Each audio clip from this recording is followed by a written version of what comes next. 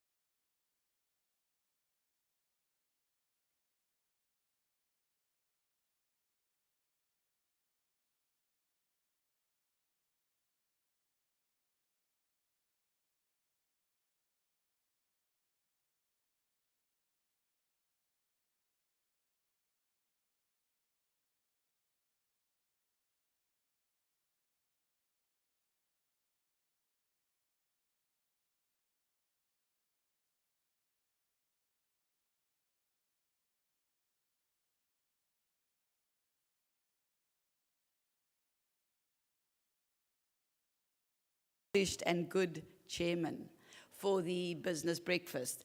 And you've got one standing right there, Mr. Murray de Villiers. Very delighted that Murray agreed to come all the way from the Netherlands to chair this event for us, which is, by the way, a full-day event. Because when we break into the 4 parallel stream after the business breakfast, we've got, just to give you a little bit of scope, after we've had this breakfast together, we're going to move to the Elangeni for tea, and then there's a plenary session where the esteemed Dennis Lynn will be giving a plenary talk, and thereafter, there are 4 parallel sessions. The one will be a continuation of our discussion in the morning. I won't really go into that. I'm sure Murray will give you more details. But for now, let me introduce you to Mr. Murray de Villiers and give you a short piece on his background.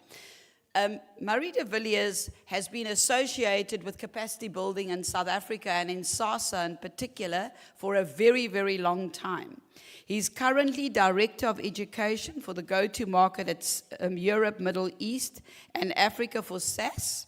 He's responsible for workforce development, compound business talent connection for SAS. And we're delighted to have him chairing this event. Over to you, Murray.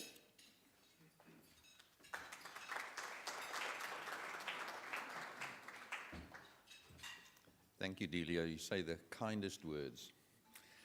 I usually have to go to conferences and have people introduce me to at least feel a little bit better about myself. So thank you, Delia.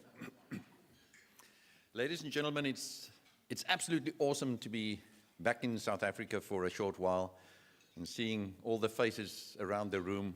Wow, fills my heart with a lot of warmth. Thank you for being here. And I see most of you already have had some breakfast and something to drink. Good. Now, the order of the day is, if somewhere along the line you get hungry, thirsty, or any other way inclined, get up, get yourself some more food, drink, and whatever is required. This is an informal discussion, and please interrupt, engage, and interact, because that way we get things done. So, what we are looking at today is, we've got an agenda, and on the agenda, well, I'll do a brief introduction of the concept of talent connection. Quite an important one, in my view. And then Dr. Oliver Chinganya is going to be telling us about building data science and statistics capacity in Africa. Then I'm going to question and interrogate Helga Robenheimer on how to build strong industry connections. And that is followed up by Aaron Naidu and Temesgen. That's going to showcase some industry projects. And then we'll finish up with a workshop on opportunities and especially barriers to talent connection. But please, the customary, if you want to ask a question, tell Murray to shut up, or anything of that nature, it is fine. We will take it. This is an interactive session. This is your session. It's about people. Agreement. There's some nodding heads. Thank you. Here we go. Okay. Starting off on the concept of talent connection, and I'm going to be a little bit roaming. Guys, have you got me? Yes. Okay, here we go.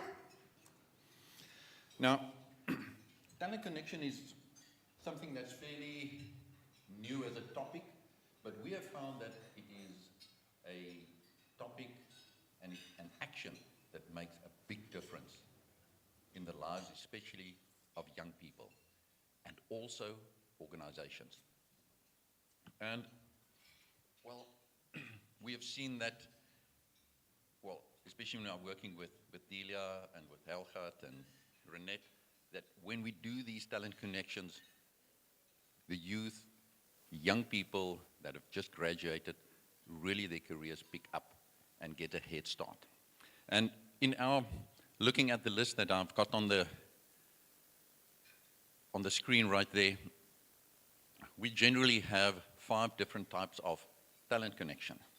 Now, talent connection is where industry and a university come together, and there's some form of a transaction getting some talent to migrate to industry and start their career. And we have found the first type is opportunistic, where a big shot from industry comes to you and say, hey, give me your best talent. Where's your smartest student? I want to appoint him.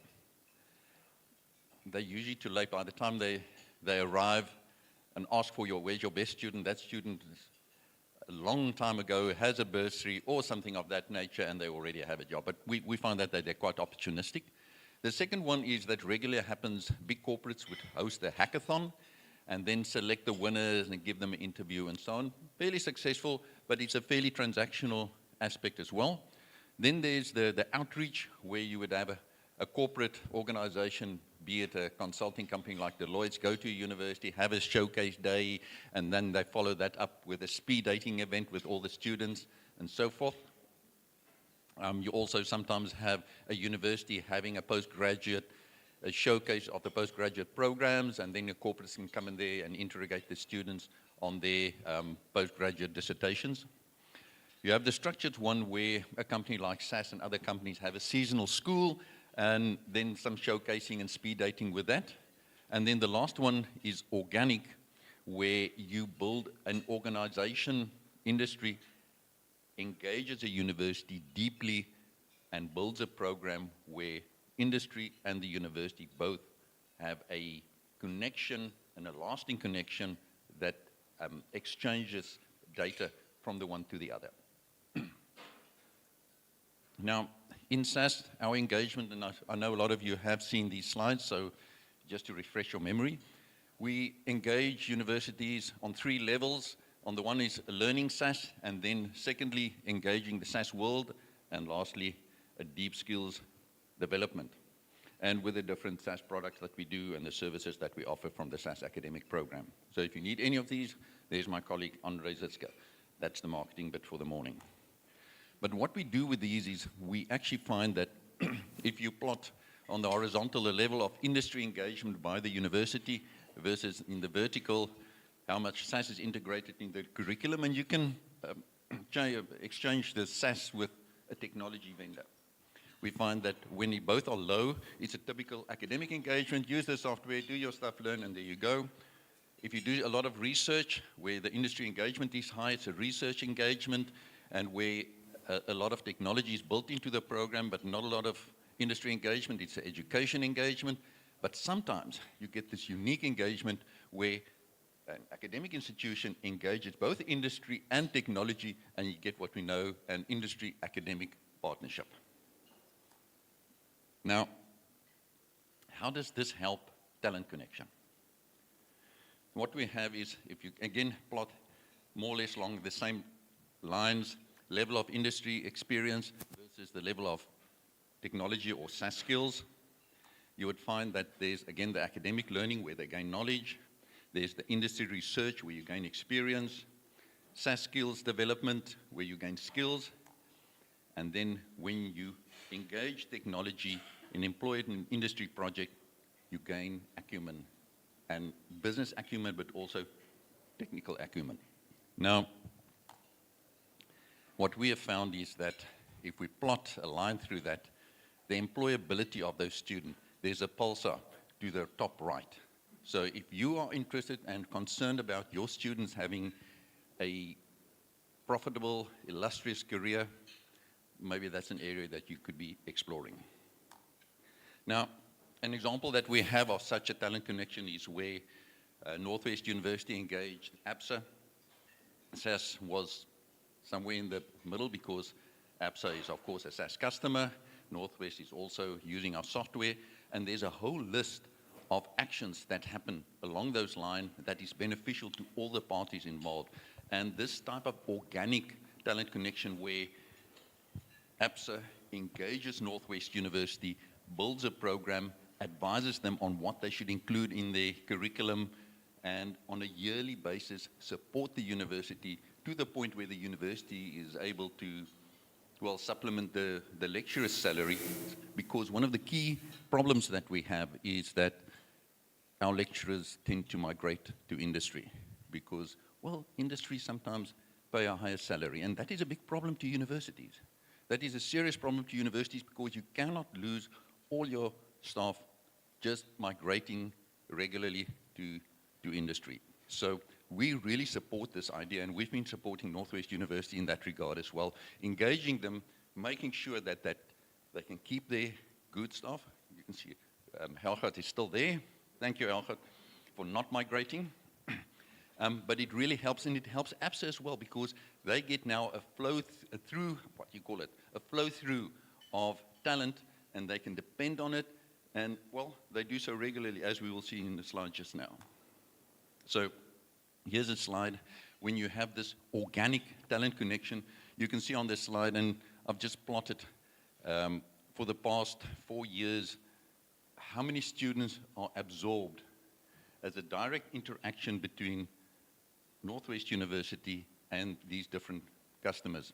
Well, let's call it corporate entities. And you can see somebody like ABSA has in the past 4 years that employed 30 Northwest University students, well, let's call it their Center for Business Mathematics and Informatics. Their master's program, that is the flow of students. And you can see the other guys like FNB, Capitec, Netbank, and so on, are also benefiting from this ABSA Northwest relationship. So you would ask, okay, what is this? So ABSA is actually helping their competition. And ABSA says, yes, we do. Otherwise, they steal our guys. So let Northwest University generate enough talent, and they don't have to get into this spiral of Joe going to ABSA, to FNB, and coming back again, and every time the salary just goes up. And the corporates cannot bear that load of the salary escalation as such. So let us develop enough skills, and there are definitely enough jobs available for those guys. But this process where there's an organic talent connection really makes such a lot of sense, because it makes the process predictable. It's not a matter of give me your best or having a talent connection event and hope we get talent. Because at a talent connection event and a speed dating, you've got 5 minutes to assess whether, as an employer, this is a brilliant student that will fit into my organization. That is not a good way to test. When you've got organic engagement with industry projects, there's a long-term engagement of sassing one another out from the employer and the employee, or the to-be employee side, and it just makes so much more sense. I had an interesting last comment that I need to make, and that is, I'm aiming this in terms of talent connection to all educators out there. You have an amazing responsibility. I can remember my professors that made a difference in my life. Up to this day, if I run into Professor van Rooyen, man, the guy was a terror. He had the most complete course in fracture mechanics, because everything that he didn't teach us in the course, he covered in the exams. So,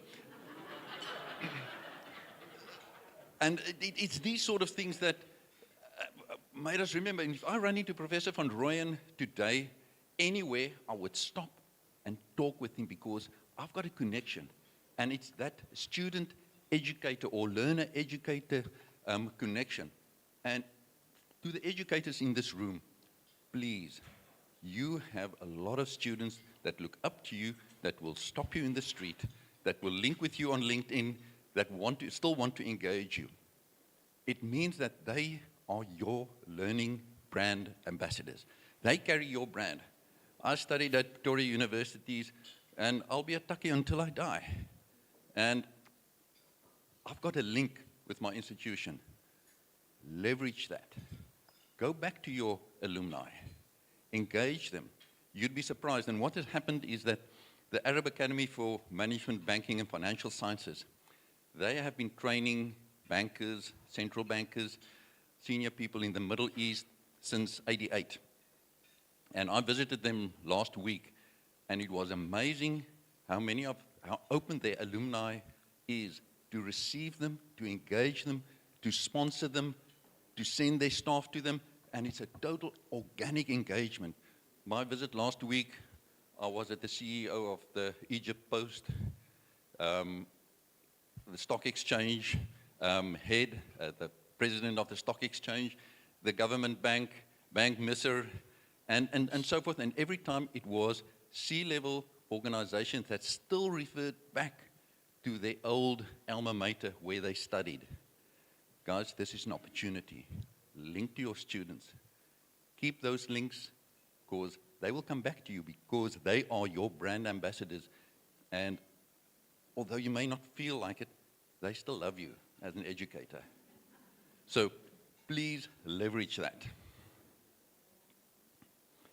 And the last thing, SAS has introduced, just freshly introduced a new concept. It's called the SAS EMEA Talent Connection Awards, where we celebrate, where employers and academic institutions and educators get together and form these organic, strong, sustainable talent connection programs.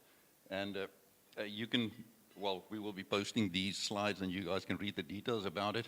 But we've got a list of requirements that you don't need to cover all of these requirements, but every 6 months, to make sure that we cover both the North and Southern Hemisphere, we will be giving at least one Talent Connection Award for the Talent Connection Employer and also for the Talent Connection Educator Award, and that will be at either a major SAS event or at the local American Chamber of Commerce that we'll be hosting that. And the idea, the award is great, but it's about the connection. Making sure that everybody understands that this connection that exists between educators and their learners and industry is really celebrated and motivated forward. And with that, thank you.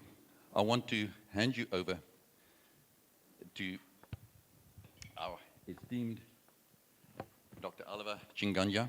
Now, Oliver, I believe you are the Director for Africa, Central Statistician also for the United Nations Economic Commission for Africa. Delia, your handwriting, man.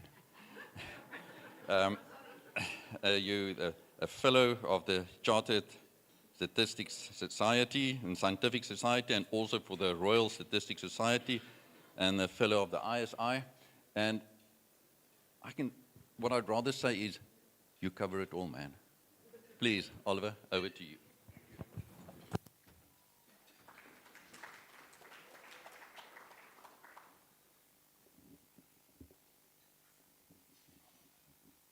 There's a slide that is missing. How does that work?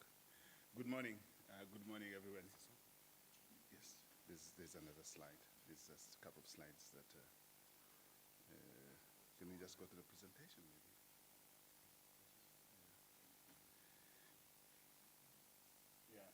Perhaps as we're trying to fix the technology in the presentation. Again, good morning. My name is Oliver Chinganya, as you have already been told. Can I just go to the first slide, please? Thank you. Sort of jumping to this one.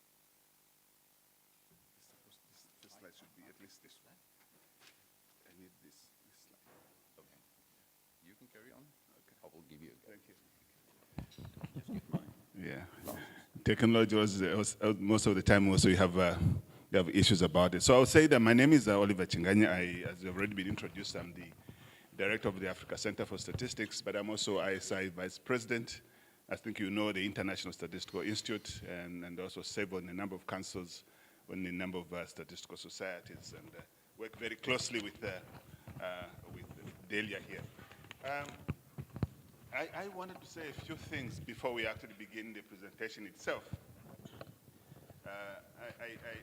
When I go to these places, people call me all sorts of names and titles, and I tell them, look, none of those, I'm not a professor, and if I was one, I wouldn't have been here. I would not have been talking about things that I like to talk about.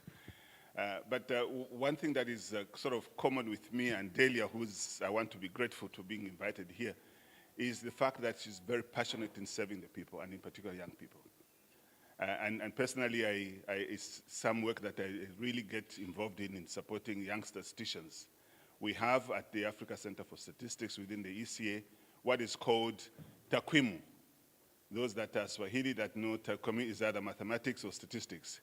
Takwimu it's a group of young statisticians that we've brought together that has been institutionalized within the ECA, now within the UN, as volunteers, if you like, to support statistical development on the continent, to support and contribute to the transforming of this particular continent. I personally believe that the young people are key and would be key because they're tech savvy to be able to move this continent to a different level. And I think we need that support, and want to thank Delia that she's part of this. Yesterday, I did follow some of the presentations, and I was quite impressed with the work that's going on in many universities and the presentations that were made here.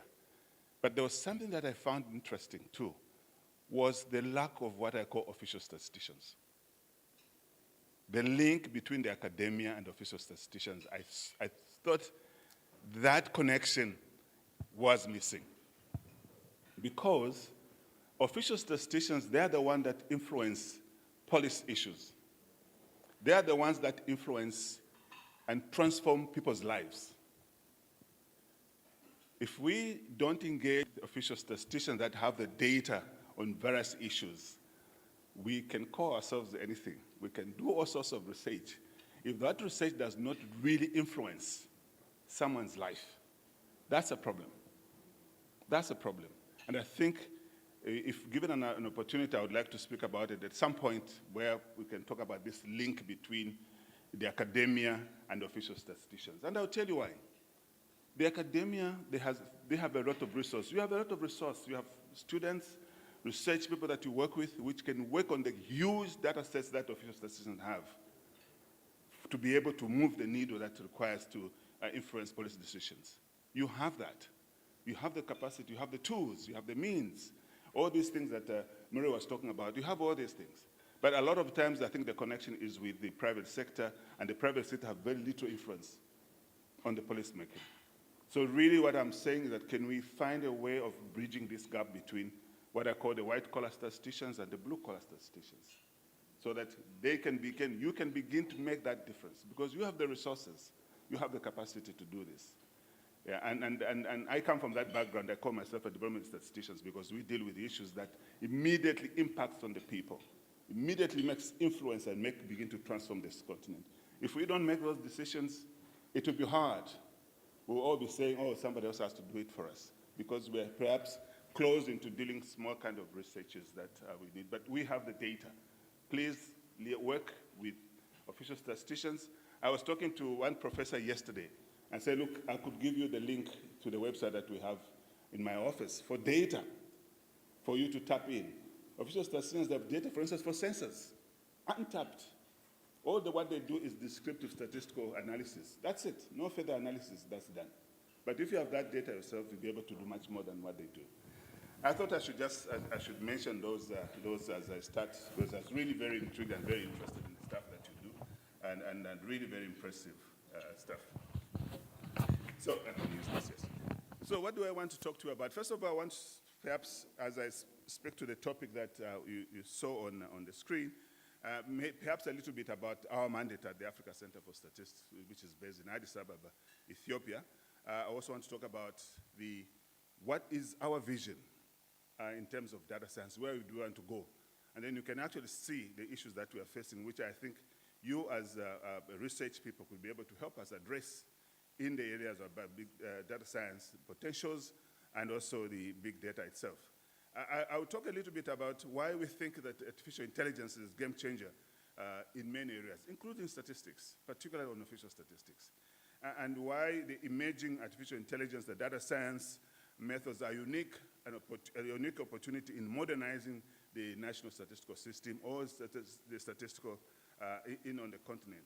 And what conditions do we need to have to be able to accept the use of artificial intelligence in the production of statistical data, and drivers for modernizing and transforming the national statistical systems. We had time to talk a little bit about what we actually experienced during COVID, what we saw, the impact of the statistical systems, where in some of the cases, no data was collected because the one who is providing the data wasn't there, the collector of the data was not there because they were both scared of being contaminated. And there's that gap that needs to be resolved when the data was not collected. What happened in that period of 2 years or so? And then, of course, I would like to talk a little bit more, some of the areas for building data science and statistical capacity on the continent, and what I want to propose, what will be the next steps. And perhaps hear a little bit more from yourselves what you think should be done. He just mentioned that we want to have an interactive conversation. It should not be a one-way. I think it will not be helpful for me, even for yourselves. So I would really like, where there are issues, you raise questions and ask, what are you talking about, Oliver? And I'll be happy to come back to that. So the Africa Center for Statistics resides within the UN as part of the UN Economic Commission for Africa, an entity that works with all 54 member countries on the continent. It's a regional entity and supports in many areas. But the center itself, what does it do? So first of all, our mandate really is to help countries strengthen their production of data, dissemination and use of credible data, both at a national level, regional, as well as at a global level. So we play two roles. First of all, we are a regional entity. In other words, supporting all the 54 member countries in statistical areas of need. And I'm stressing there of need. In other words, the support that we provide is demand-driven. It's never imposed on the countries. So the countries themselves, they ask for that support and we're able to provide them. For instance, here in South Africa, it was time for the census. I was privileged to come to go to Northern Cape, Eastern Cape rather. I'm not going to talk about the issues there because there were issues and I'm not going to talk about that. And that's part of the support that we provide, for instance, here. We're also doing some work around labor statistics with the South African Statistical Stats SA and many other areas. So it's on demand. But also at a global level, we are part of the global statistical system. So we play a dual role, very unique dual role, bringing the knowledge from the globe to the region and vice versa so that we can make sure that Africa is properly represented when we are discussing issues of methodology and so forth. So the other part would be what I call global or regional public goods. In other words, goods that we produce for the benefit of everyone in the region. Methodology, for instance. Right now, we're talking about beyond GDP. We are part of that. We are revising the national account, the system of national accounts to 2025. We are part of that. That's at global level. But at regional level, we try and put our perspectives within there, just to give you some of the examples. So that's our mandate. We do also have, like I mentioned earlier, a big database of data. Unfortunately, there's a tendency people wanted to refer to IMF database. For the data, the same data that we have. They would rather go to a World Bank for the same data that we have. Why? Because maybe they feel it's more credible to be associated with World Bank or IMF. And yet there's a database that is sitting in Africa. And that we find that very strange that people don't want to do that. So what's the vision for us in terms of the data science? Here I want to seek your indulgence because this is a new concept. We've been doing this kind of work in the last 1.5 years, almost 2 years now.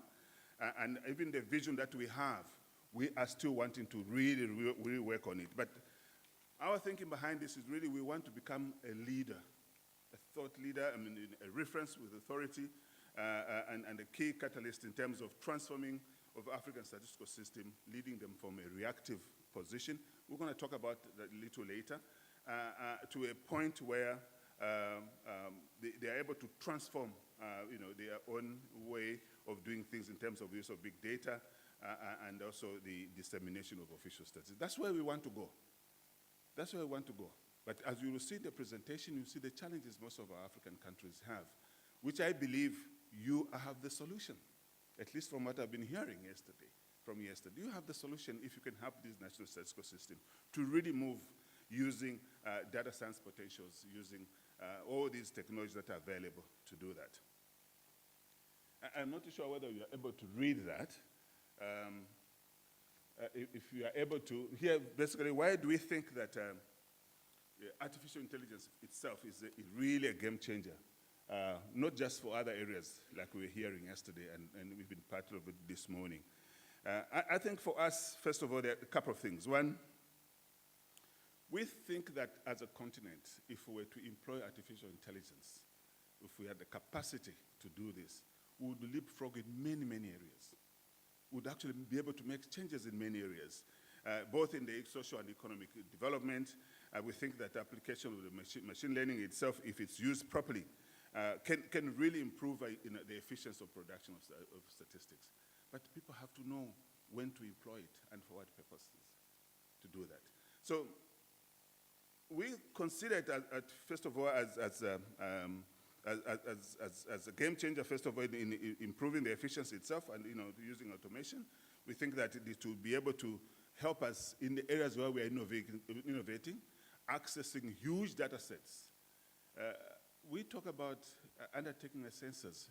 Perhaps there could be other ways of doing it using available tools, minimizing the cost or reducing the cost of undertaking the census using the available tools. But that is not happening at the moment. Solving very complex problems, to be able to contribute to economic growth. But if you look at that map, countries that have big data or have databases or information that they can use for data science, or where there's big data projects or data science, you can see how the situation is there. Most of our countries don't have. Or we don't have information. They might have, but we don't have information to show that there's big data science projects going on. I'm very sure you do have that in South Africa, because from what we were hearing yesterday from universities, there is work that's going around about data science and big data. But because it's not properly registered, it says there's no data. It's not captured. And yet it's happening. There are countries that are doing some data, but why? Because they're segmented, they are pocket activities, which are not properly socialized, or maybe informing other people. But that's what we have there. You will see that those countries that are in deeper green, Kenya, Rwanda, Botswana, Ghana, they say that they have projects that are going on around big data, the use of data science, within the National Statistical Office. Within the National Statistical, but these are happening elsewhere. So again, that's what I was talking about. Can universities work with the National Statistical to help them tap and reduce the cost of undertaking some of the surveys that they do in National Statistical Offices? So here, I think that what we want to believe that artificial intelligence is able to change official statistics if we enhance the analysis of data, to improve the data accuracy, and even the way decisions are made very quickly. I was telling someone yesterday that we have a situation that official statisticians, they keep on collecting data and data and data, compiling it without any analysis. And when there's a policymaker that is asking for information, they'll say, no, let me go and collect the data, I'll come and give it to you. But someone else, not a statistician, they just go out and use big data technologies and so forth. They collect the data and give it to the policymaker, and the policymaker makes a decision. They don't care about validation. And I'm saying that if statisticians themselves don't work with academia, if they don't they don't change their game of play, someone else is going to do what they are supposed to do. And I think, again, academia has to emphasize, I think there's a potential and opportunity to be able to work with these people in the official statistics. Now, if you look at what are the gains, broadly, what are gains from artificial intelligence, you can see this is relative to the GDP. You can see how huge these amounts are. For instance, if you look at China itself, just look at China itself, it's about 26%. Huge amounts, about $7 trillion, if you were to use artificial intelligence. But look at the continent, Africa. We don't have a number. We don't have a number. And yet, there's a lot of work that is going on there. But because this is pocket work, it's not linked to the regional work, to the national work that's happening. We end up presenting as if there's nothing. But this is not true, because I know that there's information, there is work that is going on the continent. But we are not able to estimate the GDP, what would be the contribution of artificial intelligence if we applied it to GDP. How much of that would it improve our GDP? We don't have that number. We can change this. We can change this if we were to make deliberate decisions and contribute to the development and to transform this continent by participating in various areas where these things are talked about. So, having said that, we still believe that the artificial intelligence data science methodology on the continent would be unique processes that will help us to be able to improve and modernize statistical systems. Why do we think so? First of all, we know very well there are data gaps. We're going to the 2030 agenda now. If you look at that, it says that we are not making progress. And that by 2030, we will not have the numbers. And the reason people are attributing say there's no data. And I'm saying that is not correct. The data is available, except that it's not produced in a manner that is required to be able to inform. Why? Because the National Statistical System do not have the capacity to produce the data that is required. They cannot absorb all the support that they receive. So they need someone else to be able to help them. And I think, again, the academia would be able to do that, to fill up the gap that is there.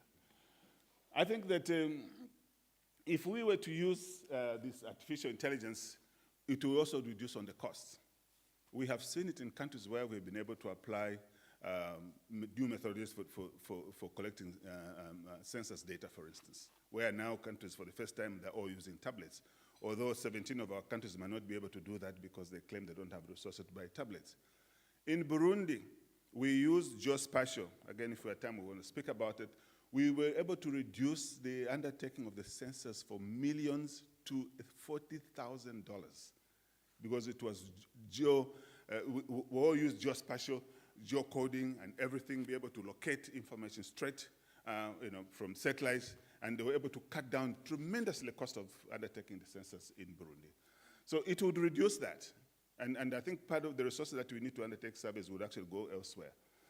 We think that already, we are already making decisions that are based on artificial intelligence. And I think we could use, all of us here have got mobile phones, smartphones, and some of it that is doing is actually that part of the artificial intelligence. So I think that the data production itself would actually be less costly if we were to do that. We have a young population that are tech savvy, would be able to help us if we use them and harness that expertise that they have to be able to move forward. So I think Africa really has an opportunity, but we need to use that. I want to introduce you to something that introducing is not the right way because you already know this, what is called the technology adoption life cycle. We are probably ourselves as a continent, we are in a place where we are sitting between being innovators and what we would call early adopters. There are people like yourselves, that some of you that are here and elsewhere, that really are trying to move in and be able to move into technology. But there are so few of them. And then even those that move, some of them that move, they're in a situation where they're stuck into two situations. Is it the right thing to do? Do we have the resources? And they end up being in the early adopters. And I think that's where most of Africa is. We are not yet, we are still there where some of them are dropping out because of that chasm position. But of course, we also have quite a number of them that sort of are hesitant to whether they should come in, what I call the large majority, and of course those that are still skeptical about getting to technology. So we are in a situation where the early adopters, I think that's where we sit as a continent, but I think we could move if we were to make deliberate decisions to become the early majority in adopting artificial intelligence. Now, what are the conditions? First of all, again, I'm talking to people that already know these things. We need to tell the national statistical system.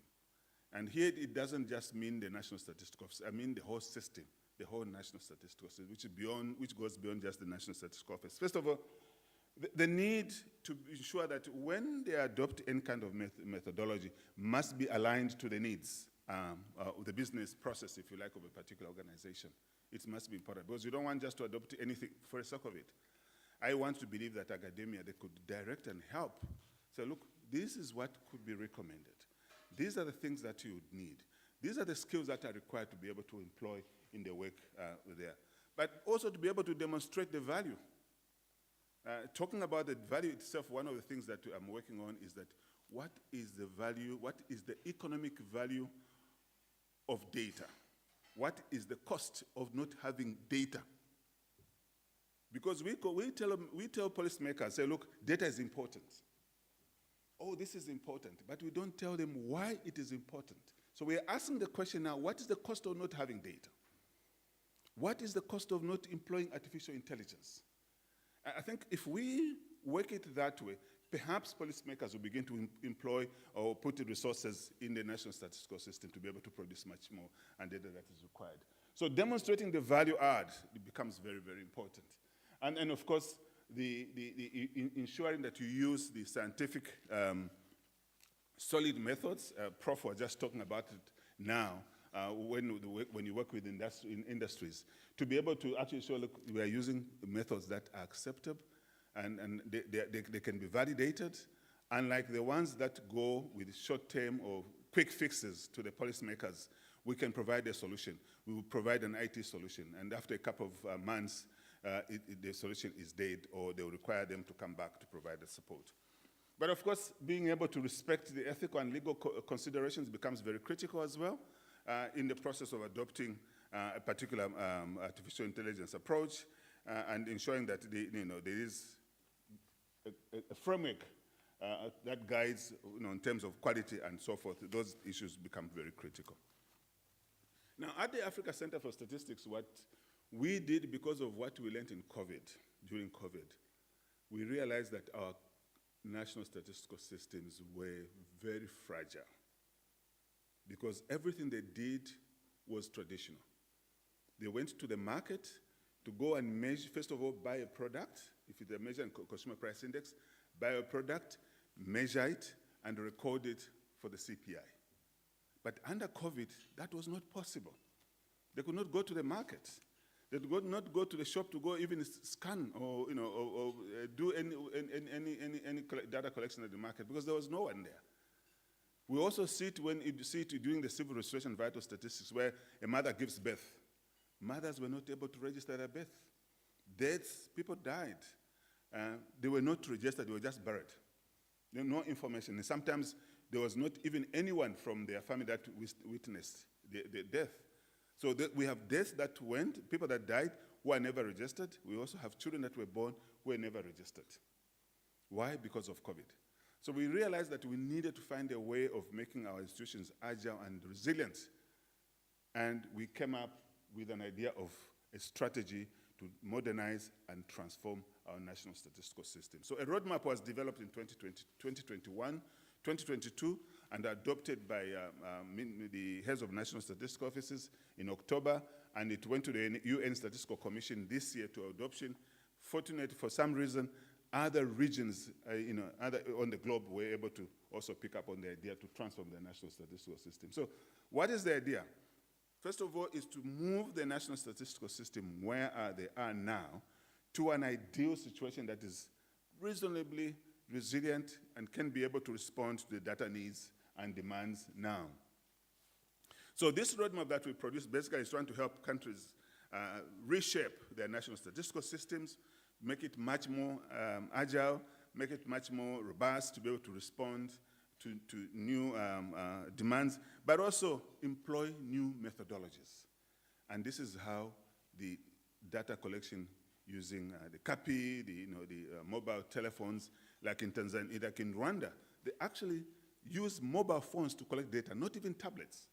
And fortunately for them, they assemble tablets. They assemble mobile phones in Marathon, if some of you know, in Rwanda. So they were able to do that. And after the census, they took back the smartphones to the factory, rebooted them, and sold them. That's innovation. That's what they did. And we can do this. So that mobile phone was costing $100 compared to $500 for a tablet. So they were able to buy 5 phones for 1 tablet. So again, cutting down costs. So the roadmap, again, what we do is to help countries to sort of guide them through what do you need to do to be able to transform. That's what the guide is all about. And of course, be able to identify the right partners. Esri is one of our partners that we work with very closely, and a few others, including some universities, particularly in the area of data science, to help countries really guide them through. And I'm hoping that this university here, we want to work with them very closely on data science. I think we're already trying to make inroads also in Addis Ababa, University of Addis Ababa, and BADA and others. See, there's a vice president from one of the investors is also a part of in your midst here. So what are these drivers as part of this, just to sort of talk a little bit about this transformation? I think some of the drivers there we're looking at without having to look at the key issues, but just to look at what we consider on the demand side, where you're actually putting the users first, and then what are the considerations on the supply side. So there are a couple of issues there which I would like to sort of go through. I am not too sure also if you're able to read that, because even for me, I'm struggling, but I'm not even having my glasses here. But on the demand side, first of all, I think what we want to do is that, can we put up a situation that is sustainable, to be able to, which will be able to adapt the digital technology as a means to improve the statistical system. That becomes very, very critical. And then how do we manage the national statistical systems themselves, create a necessary consensus that we don't do these things. First of all, you have to engage the users themselves. What is it that they need?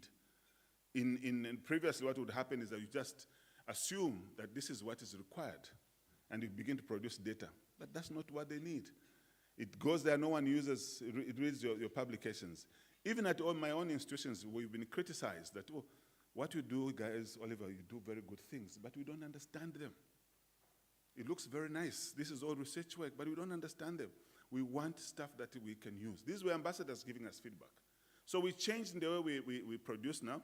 We are having less text, no more volumes of, length and length of text. We try and use infographics, and give them a shorter document which they can read and visually very quickly and make a decision. And this is where the integration of geospatial and statistics becomes very important. Overlay of information on maps and reduce on the text itself.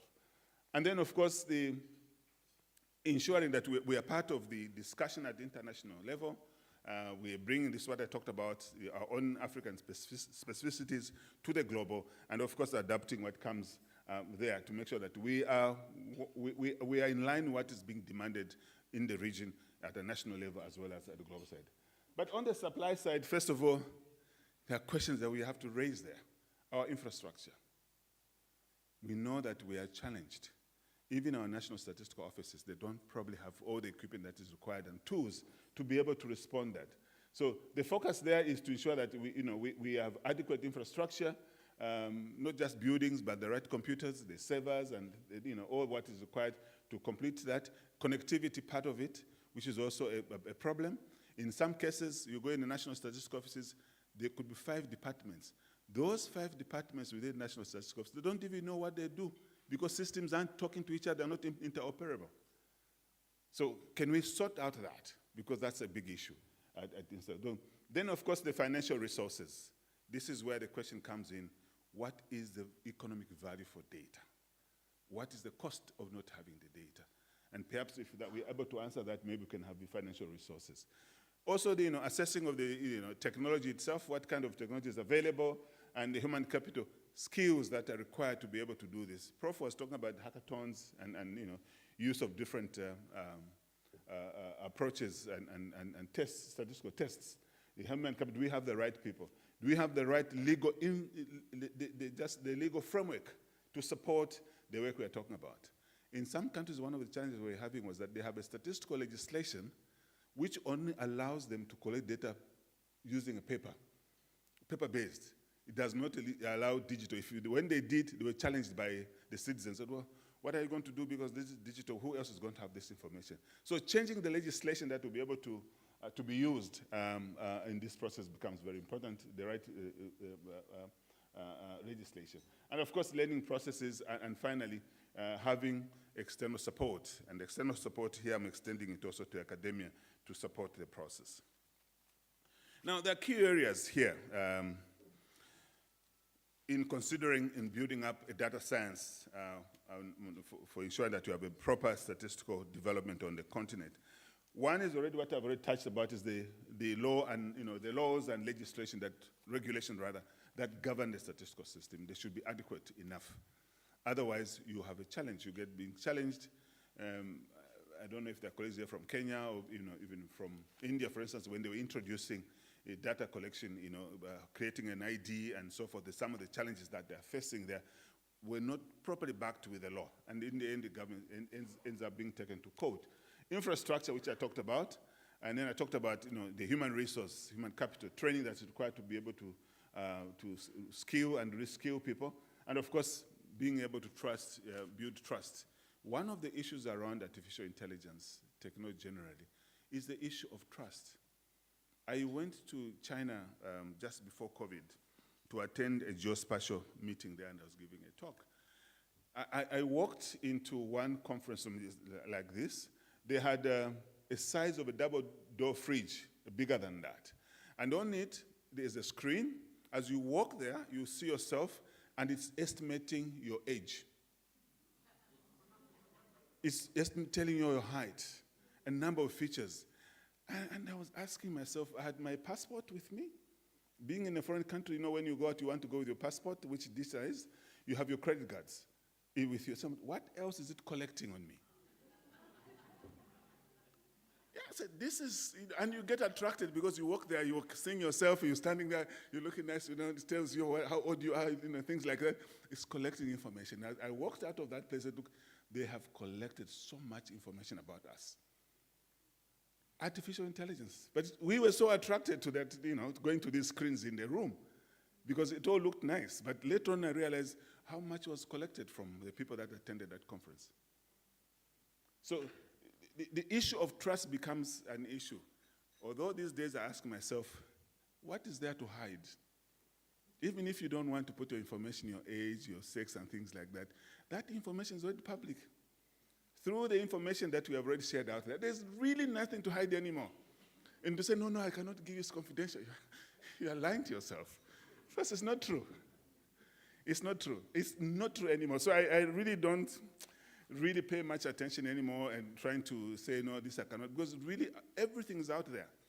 You go to an airport, how much information are you leaving there? You go to a shop, how much information are you going there? You go on Google 2 times. Next time it tells you that you've been here before. It tells you things like that. You have nothing to hide. And I've got nothing to hide. I was telling colleagues here that, if you Google about me, you probably see some interviews that are very interesting that I've done, including my personal life. So I cannot lie anymore, say things that I'm not, because the things are in public. So that's one interesting thing. So the other thing that I think that really is important is the PPPs, the public-private partnerships. Can we identify the partners, the private sectors that we can work with? I'm glad Prof was talking about, and it's part of the private sector. And there's a lot of other work that was being said yesterday about working with the industries and so forth. But can we get those industries to inject much more resources in the academia and the research, connecting the official statistics because they have data? I think that is very, very important, having those institutional arrangements. And of course, the use of free source, open source, very carefully, I think with a lot of diligence that will be useful. And then, of course, maturity models, which I don't want to go through, and international cooperation. I mentioned in my introduction that one of the things that we do at the Stats Office is issues of geospatial. And I think we have realized that the geospatial artificial intelligence has become very important now. And I think it would be a game changer for us on the continent, given the resource constraint that we have in data collection. So we think that the integration, if we use artificial intelligence, machine learning, and GIS to facilitate this work, I think it would really help us to be able to transform and provide the visualization that is required, and also would also be able to help us with the prediction and recognizing several other patterns. But critically, again, I'm not going to go through this because I know all of you know about this thing. I think there was a bit of touch earlier on, what it actually means, and the layers of artificial intelligence in terms of use of machine learning, deep learning, and the linkages with this geospatial spatial data itself. And I think, to be honest, policymakers don't have time to read 10-page documents. If we give them 1 page, which is geospatial, nicely laid out, they will make an opinion and make a decision there and then, rather than having to read they don't have time to read the 10-page document. It's not possible. And this is where the mistake that we make, because we even want OP value of this. You see, they won't read those things. Give a policymaker that what they want to see there and make a decision. If you start taking them all the significance of this, that's not what they want to hear. They want you to tell them, this is what you need. Not start telling them about p-values. What is this? They won't have the time, and they have to start going to Google or go to a textbook to find out what it is. They don't have that time. And really, I think that academia can help us with that. So where do we go from here? I think us as a regional entity, first of all, we want to keep the leadership part of it. Not that we know everything. Is that we want to, using our convening reach as regional entity, bring people that have the knowledge to work with us and speed up this kind of work. That's one of the things that we want to do around big data and artificial intelligence. Be able to collaborate with partners. Partners here, I'm including academia. To me, it's very critical that we should do that very quickly if we are to make a difference. And of course, help us develop, we want to develop the right guidelines, both at national and a global level, and also be able to look at countries that are doing well, best practices, Rwanda, South Africa, Senegal, Kenya. Can we work with them in those areas where they're making a difference? We need to identify these countries, and we know that they exist. They are doing certain countries. On the big data and the data science, which I did not mention, is that we are co-holding a data science campus in Rwanda and ECA. And we have 4 countries that we are working with on different aspects, and we are trying to bring a few more to that data science, which is co-hosted by ourselves. I did not talk about these young statisticians, but what we have also done is to hook up with these young statisticians to be part of that process.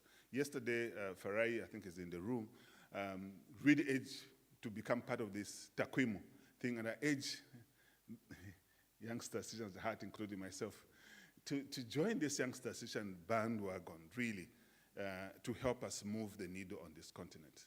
I plead with you. And then, of course, once we have these countries, also, what can we do to help them improve the work they do? And I think that we need to identify the enablers themselves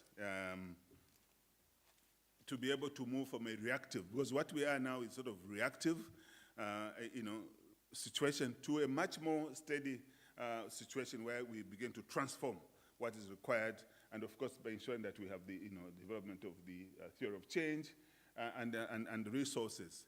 Resources will not come if you don't show them results. And this is why I'm telling the ministers of finance that, look, we will show you the economic value, why you should actually invest in data. We cannot continue saying this is good. What is good about it? You can't say this is good. Tell them what is good about it. Oh, this is a very nice recipe, but tell me why that recipe you think is good before I eat it.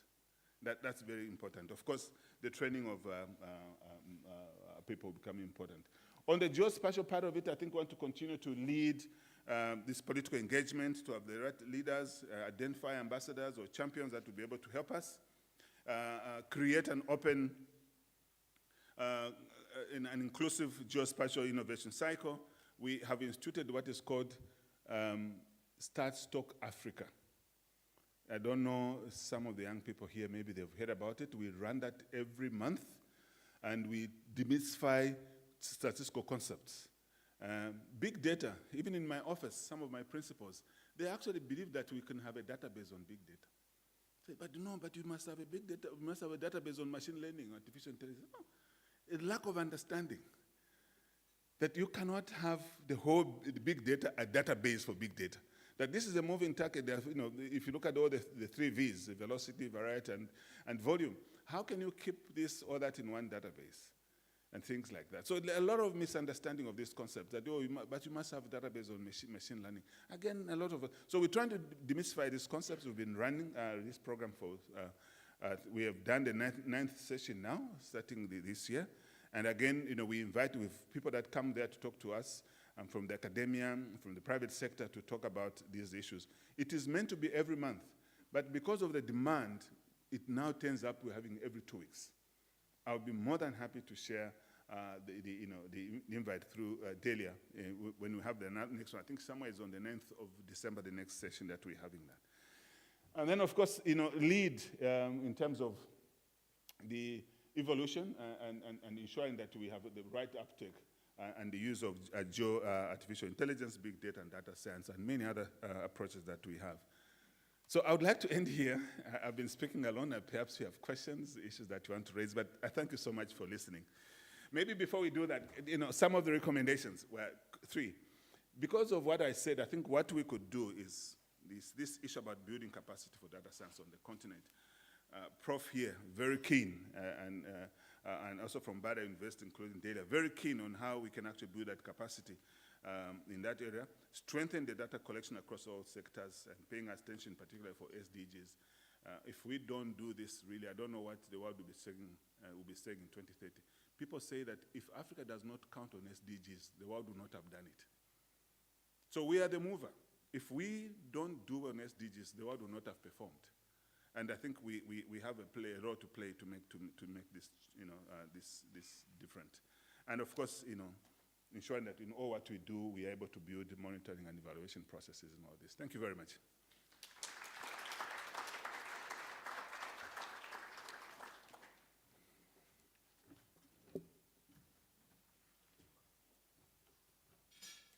Thank you, Dr. Chinganya. It's absolutely amazing to hear knowledge, insight, and a good way to talk to people come together. Thank you. It was most insightful, and I think you've really made us enthusiastic on this topic. Let's engage further. Wow. Now, we may have a short opportunity. Is there anybody with a burning question to Dr. Chinganya? Anybody? Yes. Thank you.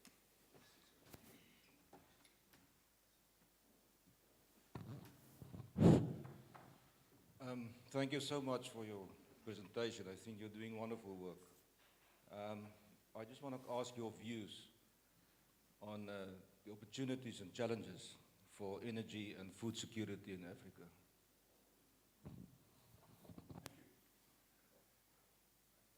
Thank you. Big challenges, big challenges. One of the pieces of work that we do at ECA is in energy. And now that we're talking about all these approaches that people talk about, are energy saving, using green approaches and so forth. And I think the biggest challenge that we have at the moment is, first of all, really understanding how we deal with some of these issues. It's the biggest piece of work that needs to be resolved. There are pieces of work that are going on, but they're very pocketed. And I think that we still need to go to our ministries in the country. I come from Zambia. For the first time, the new government, they set up or created a ministry on innovation and environment. It was never there. But they are now struggling to develop a strategy. So one of the things I think the challenge is that we need to help countries to develop strategies around energy transitions, innovating issues in climate change, climate action, and so forth. There's COP25, COP28 going on in Dubai. They talk about these things. But a lot of these things are in abstract. We're talking about carbon credit, for instance, now. How many countries understand what carbon credit is? Our own governments. How much benefit is there? They say Africa, a credit is about, I think it's $7. You go to other countries like Japan is $120 per credit. Why? Because we haven't understood these concepts, these issues, dynamics around energy. So there are huge challenges there.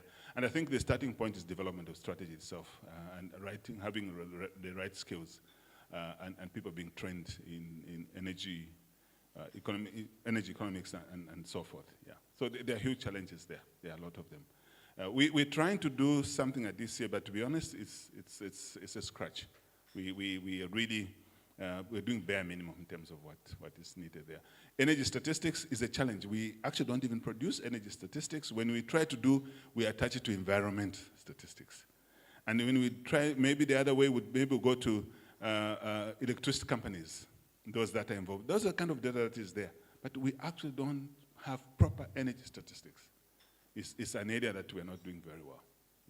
And also, I think the issues of methodology itself, just like climate statistics, it's an area where we are struggling to identify indicators because the owners, the people that hold climate data are those that own satellites. We don't collect the climate data from household side, for instance, and something that we need to start doing. Yeah, I'm very sure I've not completely answered your question, but there are challenges there. We must admit. Okay, any last questions? There's one more. Thank you. It is on. Okay, thank you. Talking about the Sustainable Development Goals, of course, climate is important globally, but I guess it's not as important in Africa, perhaps, because we have other pressing challenges like poverty and health. What is maybe the center's approach, or rather, what is your approach on those pressing demands, and how do you balance, the way to put on sustainable development goals? First of all, I want to disagree with you when you say that climate is not important for Africa. It has become important. Seriously, that if we don't address it, we are the most hit, even if we are not, these emissions are not as much, but we are the most hit continent and most affected, most vulnerable on climate change. We have this, see what's happening. I was in Sudan last week. Sudan, they faced drought. Now they have floods. Animals died during the drought. Now animals are dying from the floods because of El Nino. So we are the most hit, unfortunately. So we need to pay attention, and I think that's why people like President Ruto, they are paying a lot of attention around climate change and to make a difference. So what are we doing on SDGs? First of all, that's one big piece of work that we do in my office is around SDGs. How can we move around there? The issues we are facing at the moment, I am saying that it's not an issue of data. Data is available. It's how do we help countries use the data that they have. So one of the things that they are doing is that there's a called national voluntary reviews, which allows them to continuously review their performance of SDGs. It even goes down to local reviews on SDGs. So we're trying to help them, and we are just part of the contributors, because each of those SDGs ultimately is measured by the custodian agency. So for instance, issues on climate change would be the UNEP, the environment, the UN agency responsible for environment will be the ones that measures that. For us is to help them the measuring. But the decision, the process itself is actually done by what we call custodian agencies. So we are playing our part, but not enough, to be honest, because first of all, there's also an issue of measurement. I'll give you an example. If you look at the one on climate change, you ask a country like Rwanda, say, okay, but when we look at your SDGs, your SDG does not show that you have data. But how do you ask a country if they are measuring, what is the indicators for coastal area when they are not at a cost? So we say, no, don't look at the SDG itself. Go inside and look at the indicator and see what it is. Otherwise, if you look at the global one and the SDG itself, it will blur. You'll not be able to get the information that is there. So you need to go deep down to actually understand what's going on. Thank you.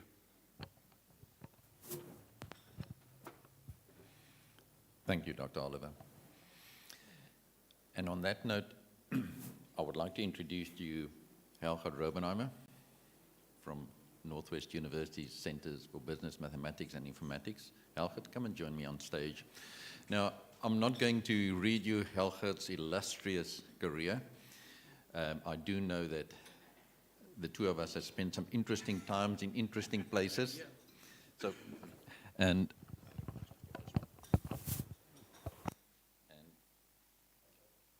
here we go. And some of those interesting places include Hanoi and Beirut and so on. So I can tell you, if there's fun to be had, Helga's always there. So Helga, I take this stance because usually when I'm at level with you, I still do look up to you. So, but I want to make it clear that I do look up to you, and we really appreciate what you guys are doing for our youth. But this is a short session where we do tips and tricks. How do you guys engage industry?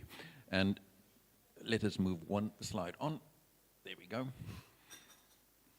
You guys have managed at the Center for Business Mathematics and Informatics to build a lasting, organic, sustainable, and I can use all those words to describe what you guys have done, but we want to learn from you. And I'm going to ask you a few questions, and it's open to the audience as well to do their hands so we can ask. Let's grill the man. He can take it, I can tell you. Helga, you engage a lot of major organizations in South Africa and sometimes elsewhere as well. How do you get them, what is the mechanism for you to connect? How do you get them just to buy into you, to have that connection? I think the major thing of engaging them and getting them interested is through your students. We have been placing students in industry with industry-directed research projects where our master students sit 6 months of their degree, which is a 1-year full-time degree. They actually sit on-site at a company 3 days a week. And that sort of starts a very good place to engage with these industry clients. It's also very important that you also involve from the academic side someone on these projects, and from the company side someone on this project. And that sort of starts a very good collaboration between yourself and a client, and not just student projects as well, but industry engagement through academic staff doing industry projects for industry, and having that collaboration, learning from industry, but also contributing to industry. It's sort of a give and take. Okay. So, Helga, what I've just heard, you never used the word statistics once in your explanation, but what you were talking about is the different personalities, whether it was the industry sponsor, the executive, or and then whether it was the academic sponsor, and it was about the student. It's all about people. This engagement seems to me a lot around people. Now, could you please dive a little bit deeper into the role? You spoke about somebody from the business side, where the student is doing a semi-internship, a 3 days a week internship during his, and I assume it's his final year of a master's program. And then you talk about an academic oversight. Please explain to me those roles and how do you guys go about it? Because again, it's about people. So what we do in that sense is in our student projects, where the students go into industry, there's different role players. And at the start of these sort of projects, we clearly set out the roles of each of those role players. Myself, as the sort of the director, have an oversight over all the projects. And at the start of each project, we have an initiation meeting where we sit down with the client, with the student, with the academic supervisor, and we make these roles quite clear to everyone. The academic supervisor is responsible for the academic success of the project. And on the client side, there's usually a client project officer, which is sort of more lower level person from the industry side, who's responsible for the business success of the project. So that when I get to the closeout meeting, so the other two role players are typically the client project manager, which is sort of middle management, and then the client project sponsor, who's ultimately the client who pays for the student to do a project. So at the start, we set out these roles so that if I get to a closeout meeting and the sponsor tells me the student did not solve his problem, then I can point to a client project officer and say, you was responsible for that, managing that part of the student's progress. or when I get to the end and a student hands in a project report, which is also examined like a master's thesis, and it's not of a good academic standard, then I can point to the academic supervisor and say, this was your role. But having the students there and having the client project officers, and it's not, taking the student's hand and telling him what to do, but it's making sure that the student understands the business side, because a lot of the importance of these industry-directed research projects is not just academically contributing, but also making sure that the project in the end is a business success. In other words, that the student delivers a project or delivers a model or whatever, but that has business applicability and adds business value to the company in the end. And what I've done this part of the year is where we finalize these projects. I attend all the closeout meetings of these projects, and in the evaluation of the students, in the end, my first question to the client is usually, did the student add business value? And as soon as that, and in all cases, usually the answer is yes, then the evaluation of the student is always good, because the student added value to the business in the end. And Helgert, if I understand it correctly, then does that mean that the student's mark for the project also depends on business value delivered? Yes, so the marks or the evaluation of the student, so remember that it still stays a master's thesis. The project report that the student produces is examined as a master's thesis. There's an external examiner, there's an internal examiner, where the internal examiner looks more from academic perspective on the report, making sure it's of good academic quality. But the external examiner is usually someone within the company. Since all these projects are typically confidential, the external examiner is usually someone within the company who can view it. But we still adhere to university guidelines in terms of the level of qualification of the external examiner. But they then look more from a business perspective to see if there is business value add in the project that was delivered.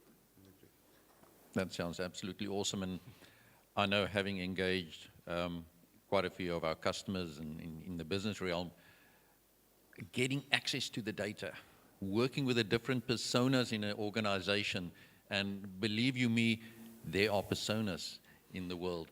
And just getting somebody to release some of their special data is negotiating skills, it's soft skills.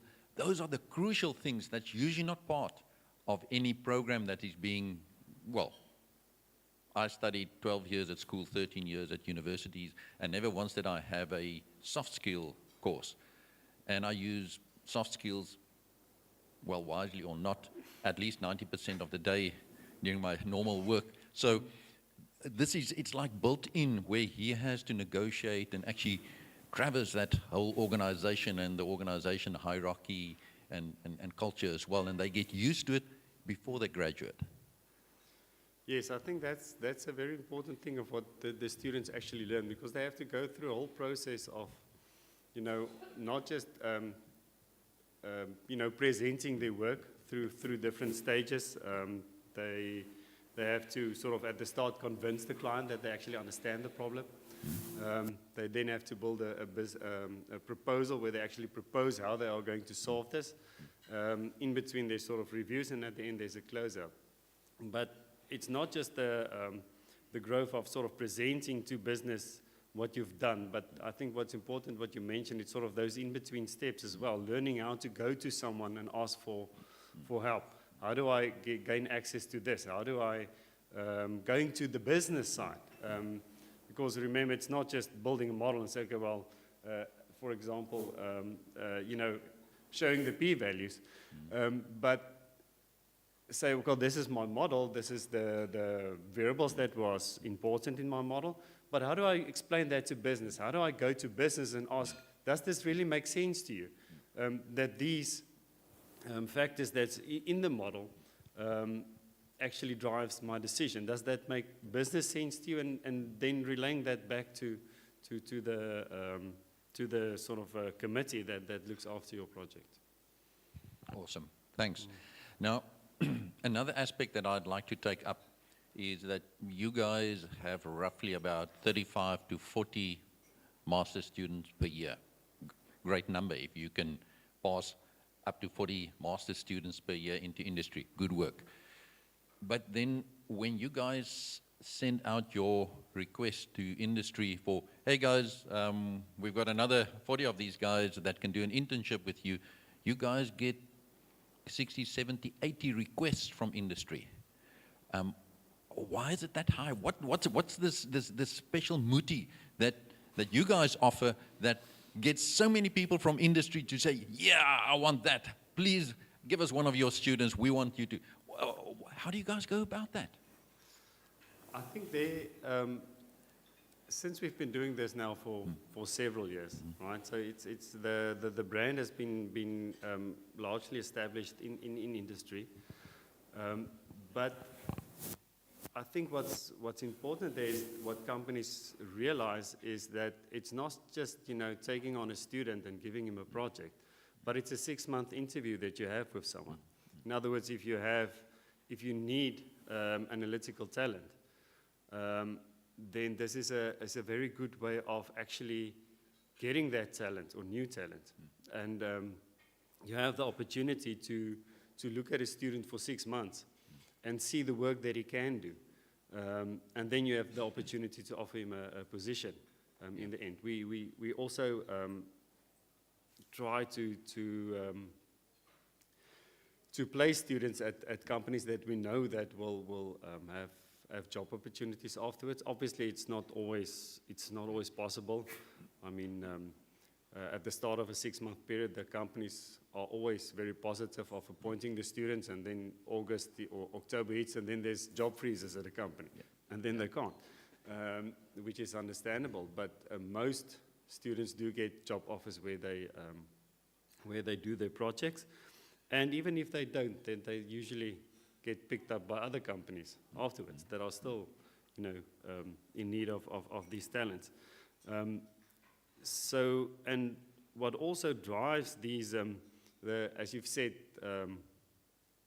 we've got between 35 and 40 students usually, and 80 projects that the students can choose from. There's a lot of companies come with and say, okay, we've got 5 projects, we're able to take 2 students. So they actually put in more projects to give the students more options. Because if you give them more options, the chances of getting a student is maybe better. So it's another, I think, a very good thing of the industry, that they can actually, this idea of getting that talent in. They give more projects so that they can at least, get one interested in one of their projects. Sounds good to me. Now, my last question before I hand you over to the audience. I spoke about learning brand ambassadors early on in my presentation. How do you leverage your alumni? You've been at this game for more than 20 years. So there's some alumni out there. Are they brand ambassadors for you guys? Are you leveraging them? Do they play a role in this whole process? Definitely. And I think we're not even doing it enough of leveraging of our alumni. What's very interesting, a lot of the new projects that come in, or new companies, then it would be a senior manager contacting you and says, I've just appointed this student that's alumni of yours, and he's told me about how he did a project for his master's degree, and we're very interested. We also want to take part of this. So that's the one thing where we leverage of that, is we actually get new companies, new clients in with new projects, because students move around, and they tell their managers and about what they've done and where they've done their own degrees. The other thing that's extremely, I don't know, it's not important, but beneficial of having so many alumni students in the industry, in specifically South Africa, is that when you put a student on a project where either the client project office or the manager is actually alumni students, those projects run mostly the most smooth because the person guiding the student has actually also been through the process. And they can very much, guide the student because they've been through that process as well. And it makes the whole project run very smoothly if there's a few alumni on the team as well.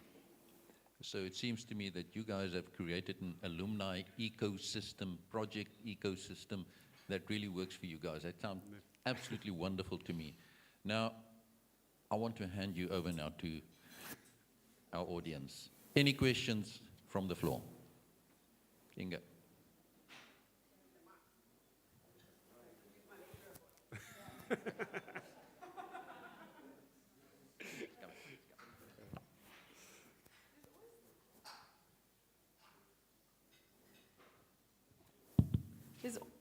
Whenever we try and sort of get collaborations with industry, like as you're doing, industry always has this thing of, oh, but we need it fast. We can't do a whole year's research project.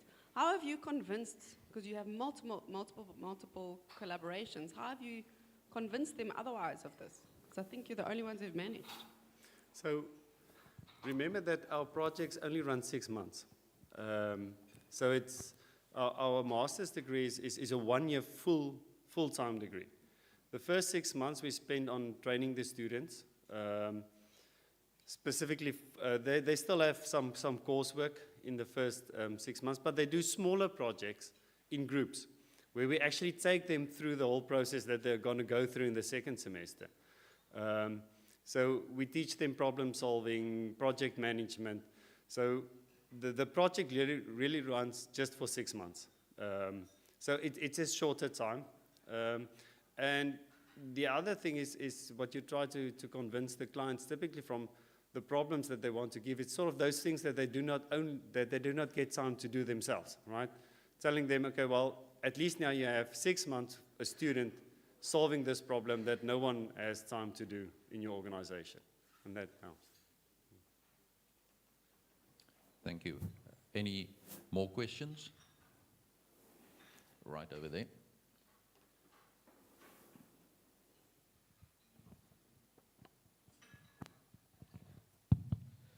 Thanks, Murray, for talking about the soft skills, because from an industry point of view, I feel that's quite an important component. And from others I've spoken as well, in industry it's sometimes neglected. So my question to Helga is, when it comes to getting these students to start working within the organization, where does the responsibility lie for helping onboard the students, or getting them used to the company culture? Because that's obviously going to vary from company to company. For students who've never been in the corporate world before, can sometimes be quite a big culture shock to their background. So is it a relationship that's or a responsibility that's covered by yourself and the company, or does it lie solely on their side? That lies mostly with the company, but what's very interesting, what's evolved over the last few years, is that a lot of our regular clients, the companies, actually has sort of streamlined that process of onboarding students.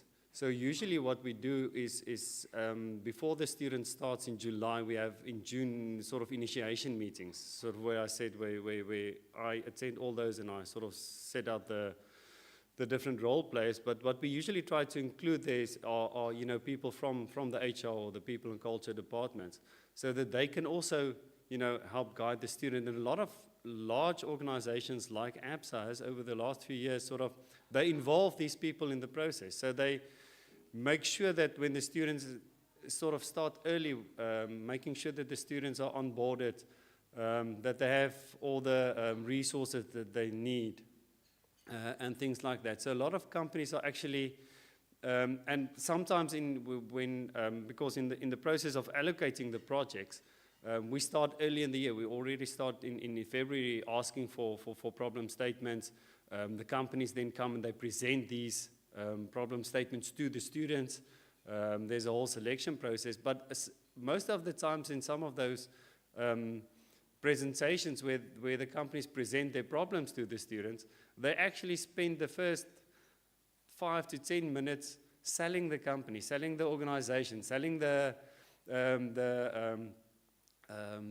culture of the organization to attract the students. There's usually someone from sort of the people and culture or the HR, helping with that sense. Because I think a lot of companies have seen the benefit of doing that, because that sort of also gives a very smooth intake of the student into the company. Thank you, and it's good to have a voice from industry speak on this.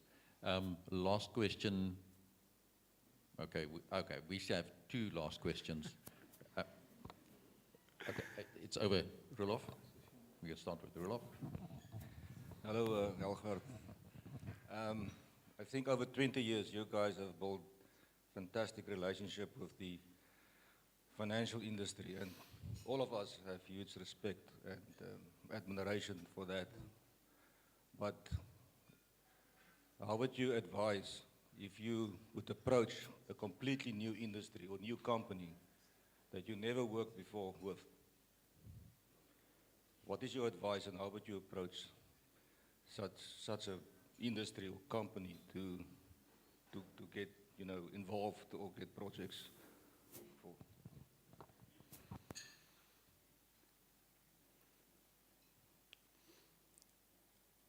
Sorry, Rudolf, is your question just in general, how do we treat new clients, or how do we ask for new clients, or if I had to pick a different industry, how would I go about? How do you approach new clients? I think that the major thing there is you need to find at the start at least one sort of a champion sort of type of project that you can run. You need to find an interested client that's interested in taking on a student and doing a project like that. But, and then I think the most important thing and maybe the success of the center and how we've done this, and I think that's a lot of credit to Rian de Jong, who was the director before me, is that it takes a lot of time and investment from the university side, from the manager of the process. I, for example, have to attend these between 28, we currently have 28 students. Our capacity is between 35 and 40. I think next year we've selected over around 42. We know there's a dropout, so I think we'll have 35 again next year. But the person managing that needs to attend not all the meetings of every student, but at least one of the first meetings, either the second or the first or second meeting of every student, and they need to attend all the closeout meetings of those, so that there's a continued interaction from the university side to make sure that these things run smoothly. So it really takes a lot of time and investment from the academic side. The academic supervisor needs to be involved with that student every step of the way. They need to see them at least weekly, if not more, giving input, guiding the student, telling them what type of questions to ask the client, and things like that. So I think that's the important thing of even if you go to a new, I think the 2 things that I want to say, you need to find a client that you know can be a champion for this, but from the university side, the academic side, there needs to be a continuous input to make sure that it's a success.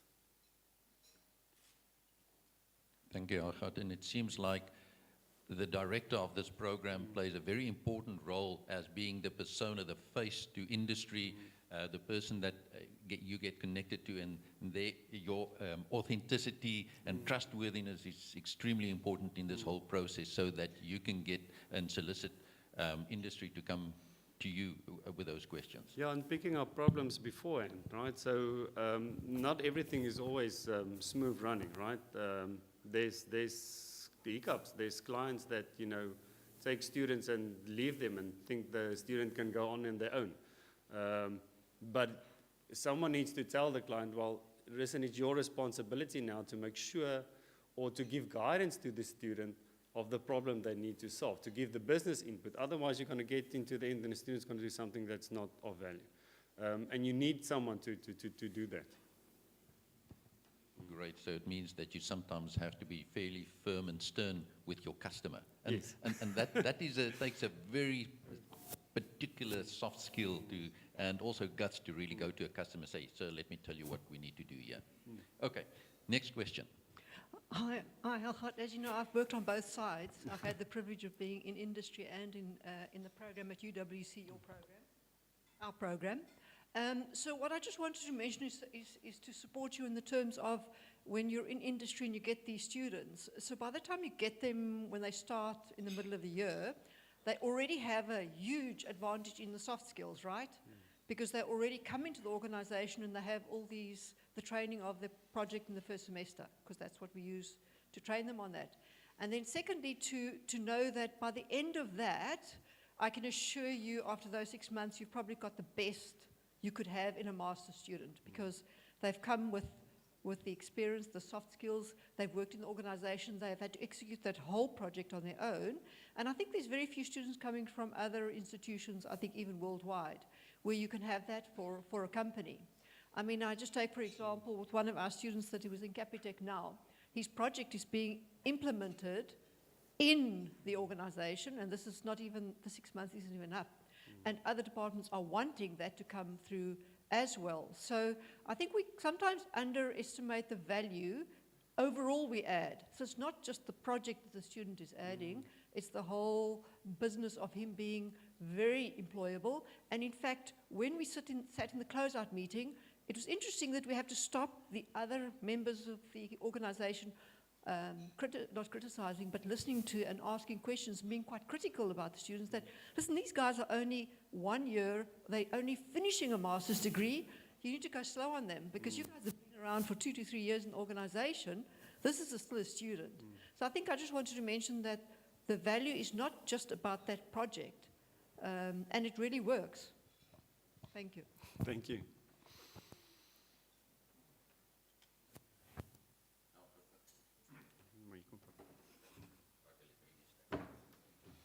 Helgat, thank you so much for giving us these extremely experienced, valuable inputs. I know this will make a difference to educators, students, and also to industry out there. And as a last note from myself, seeing that there is such a significant need for soft skills, and I'm the first to say, hey, where's the soft skills? I use it 90% of the day. I went out and actually developed a model for that. It's a sort of, it's not a scientifically based model, but I've developed a model on developing specific skills. It's not just the IQ and the EQ. There's also the XQ, the ability to execute, and the AQ, the ability to adapt. And there's specific courses and materials out there that you can train your students on, stuff like crucial conversations, negotiation, storytelling. And if they can learn that at the tertiary institution level, man, you open up their lives. And that's what you guys are doing, because I've seen the way that you actually work with your students, coach your students, help them to tell the story. Good work, man. Thank you very much. Thanks.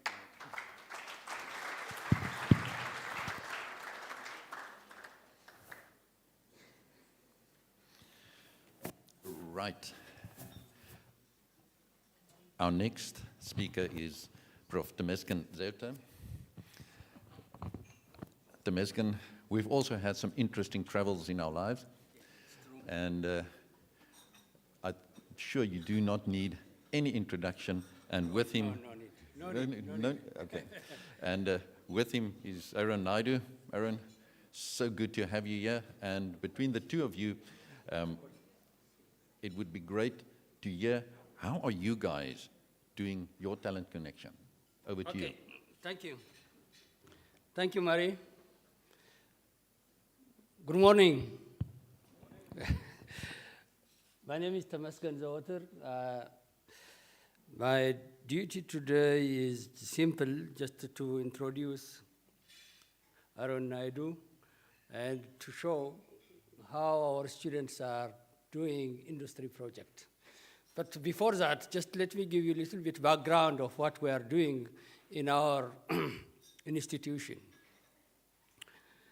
Our institution, oh, why is that is cut on top? But in any case, the degree we offer, we have statistics degree, BSc degree, honors degree, MSc, and PhD program in statistics.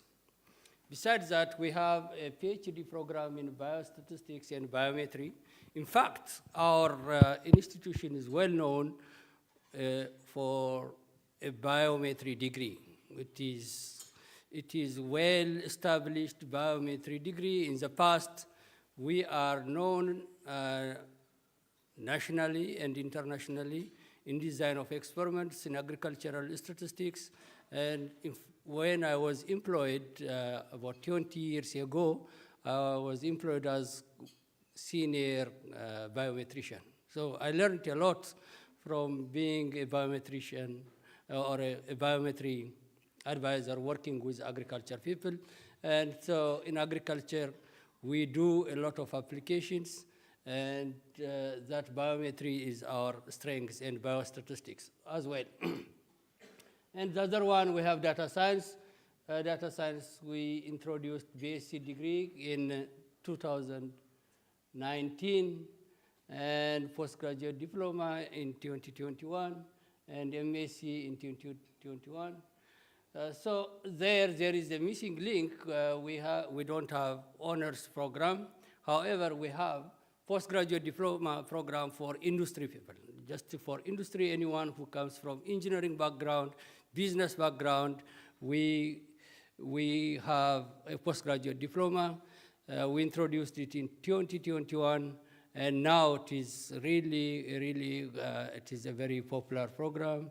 Though our capacity is to take about 20 students, the number of applicants is nearly 400 industry people. So just we work, these ones are a sort of part-time students.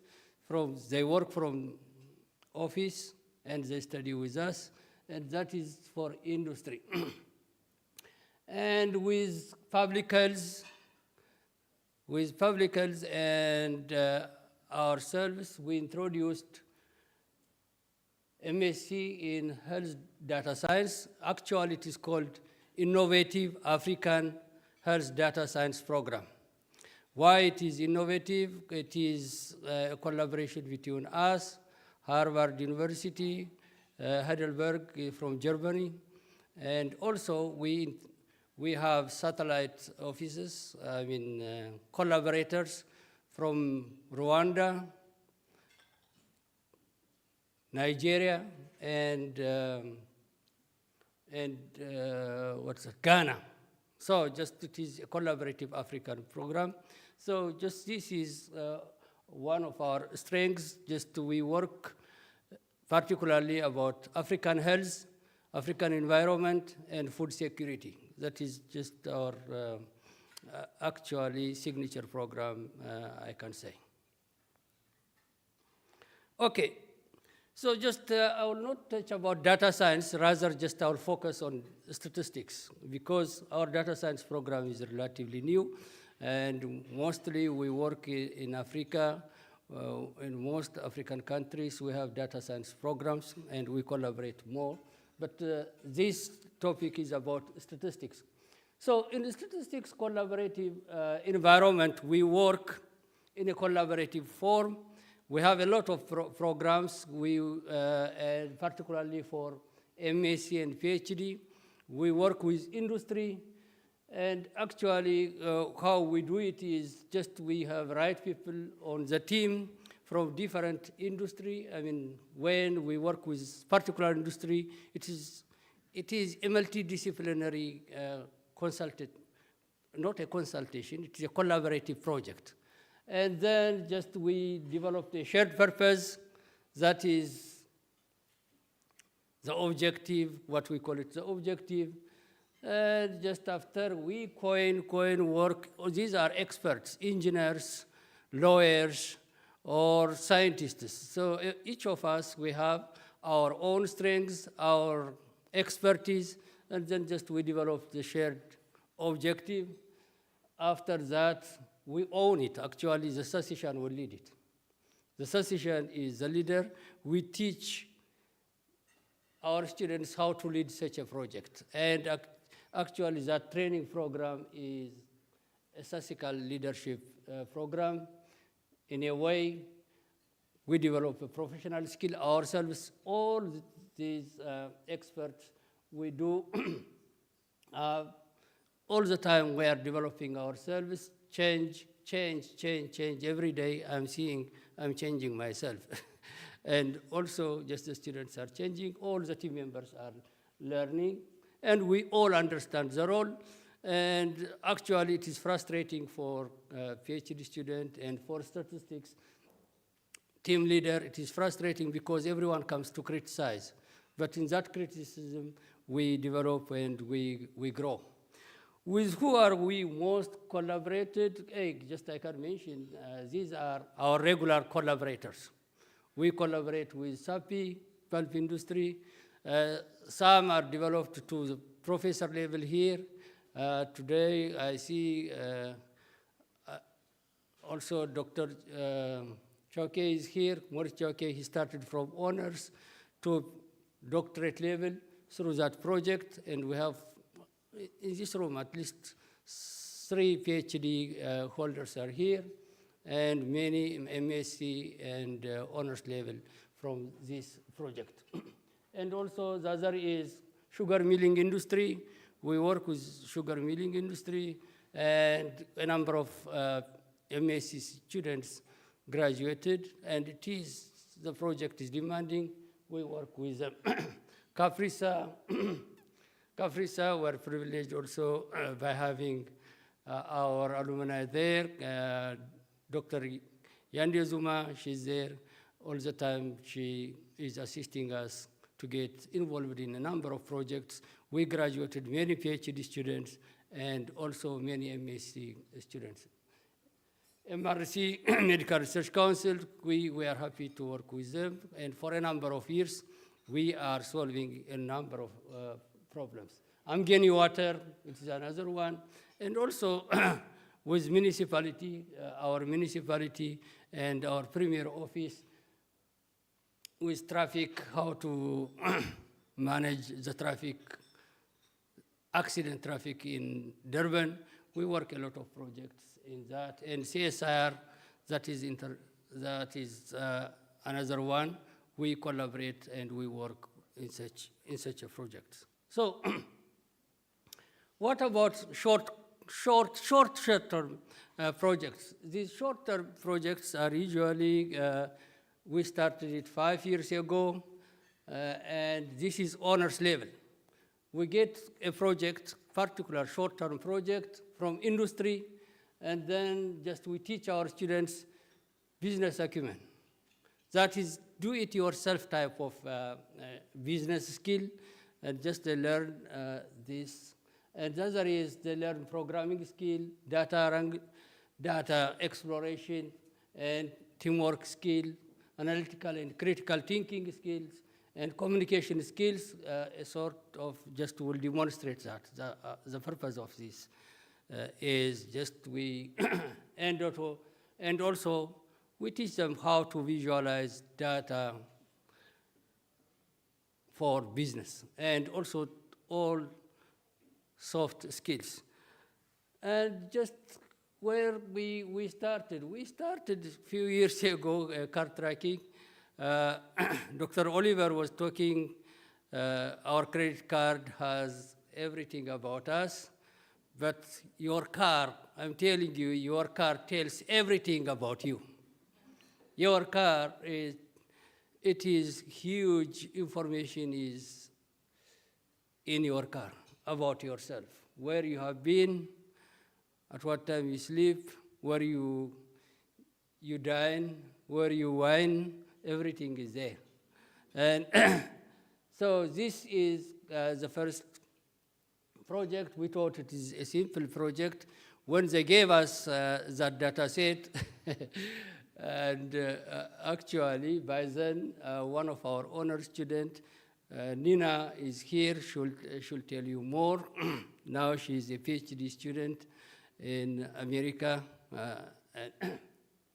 So when they gave us this data, it was 164 gigabyte 5 years ago. So 164 gigabyte data is, you can imagine.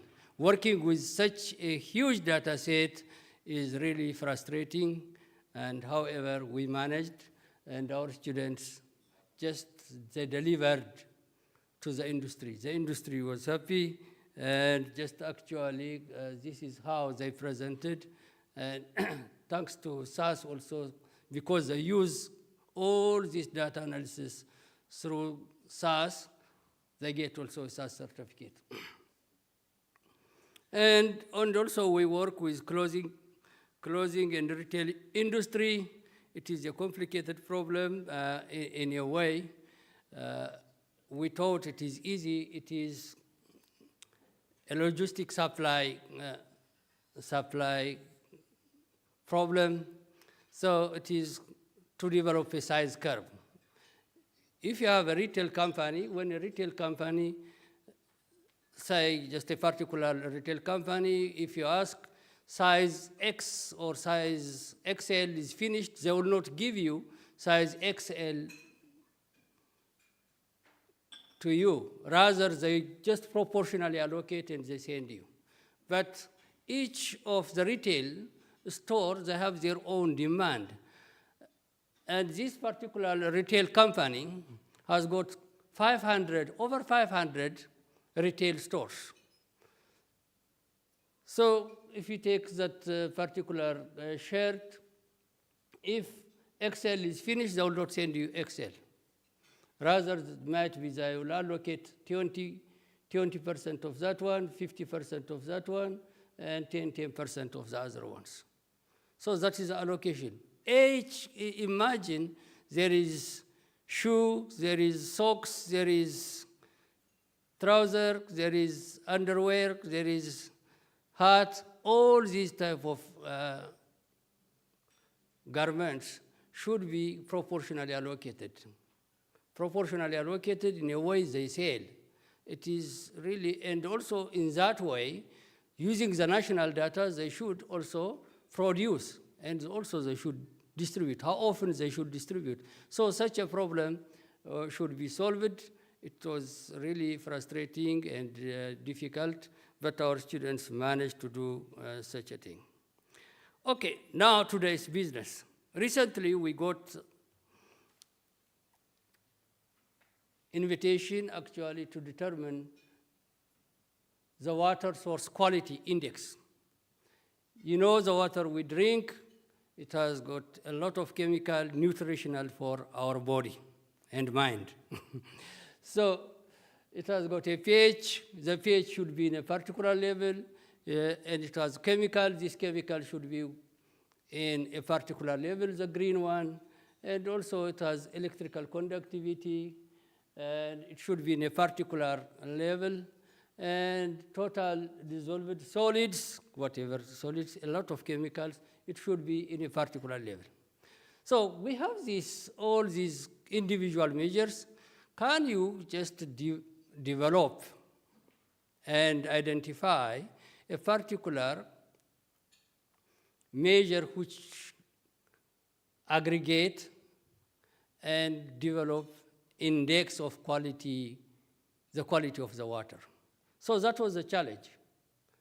It is really a problem in a way. The data started from 1988 up to recent years. We brought this data from CSIR, and we were briefed about it, and then just this problem is given to our honor students. Today,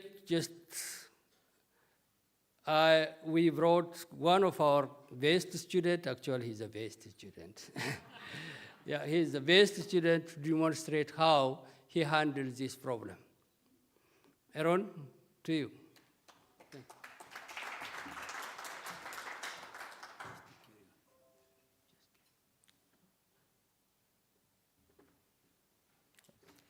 Thanks, Prof. Zewata.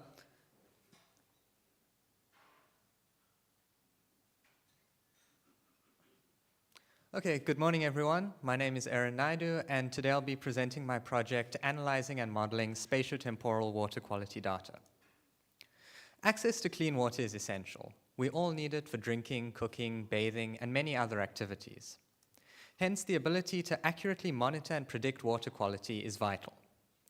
Because of this, the aim of my project is to create an overall index measure of water quality. I'll then use this index to examine changes in water quality, including long-term trends over the years, trends from season to season, and differences between different sample sites.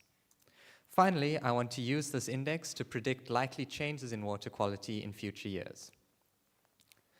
The raw data I was given was measured at bodies of water across South Africa between 1970 and 2011. It contained a little over 90,000 observations spread across different data files which I combined. Each observation consisted of 48 variables, and these variables can be split into different categories. The information variables tell us the time and place where the measurements were made. The ID variables tell us the place, and the date and year tell us the time. Other variables are the values obtained from the actual measurements, such as the concentrations of various ions, and other attributes like the electrical conductivity and the concentration of total dissolved solids. And other variables have been calculated from these measured variables, for example, the molar concentrations of ions and the charge balance. One of the data files was a dictionary, which contained a list of IDs and their latitude and longitude coordinates with other information. After combining all observations and dictionary values into a single data set, I standardized the display of missing values and then handled duplicates in the data by averaging and combining observations. There were several issues with the raw data, including inconsistencies, impossible values, and errors in the calculation of variables like charge balance and electrical conductivity, which I identified and corrected. After this, I was left with just shy of 79,000 observations. I then started data exploration. This is the spatial structure of the data. Each circle represents a dam, lake, or other measurement site in the dataset. Note that I was assigned to focus on the stagnant water sources shown here instead of flowing water sources like rivers. The color of the circle represents the type of water body the sample is from, and the radius of the circle represents the number of measurements taken at the site. As shown in this table, most of our data comes from dams or reservoirs. Here are some summary statistics for the measured variables.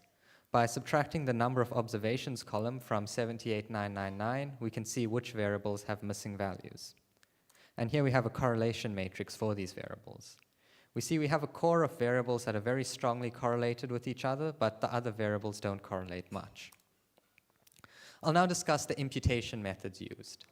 Imputing missing data instead of removing it gives us a larger sample size, improving the precision of the eventual output of statistical models fitted.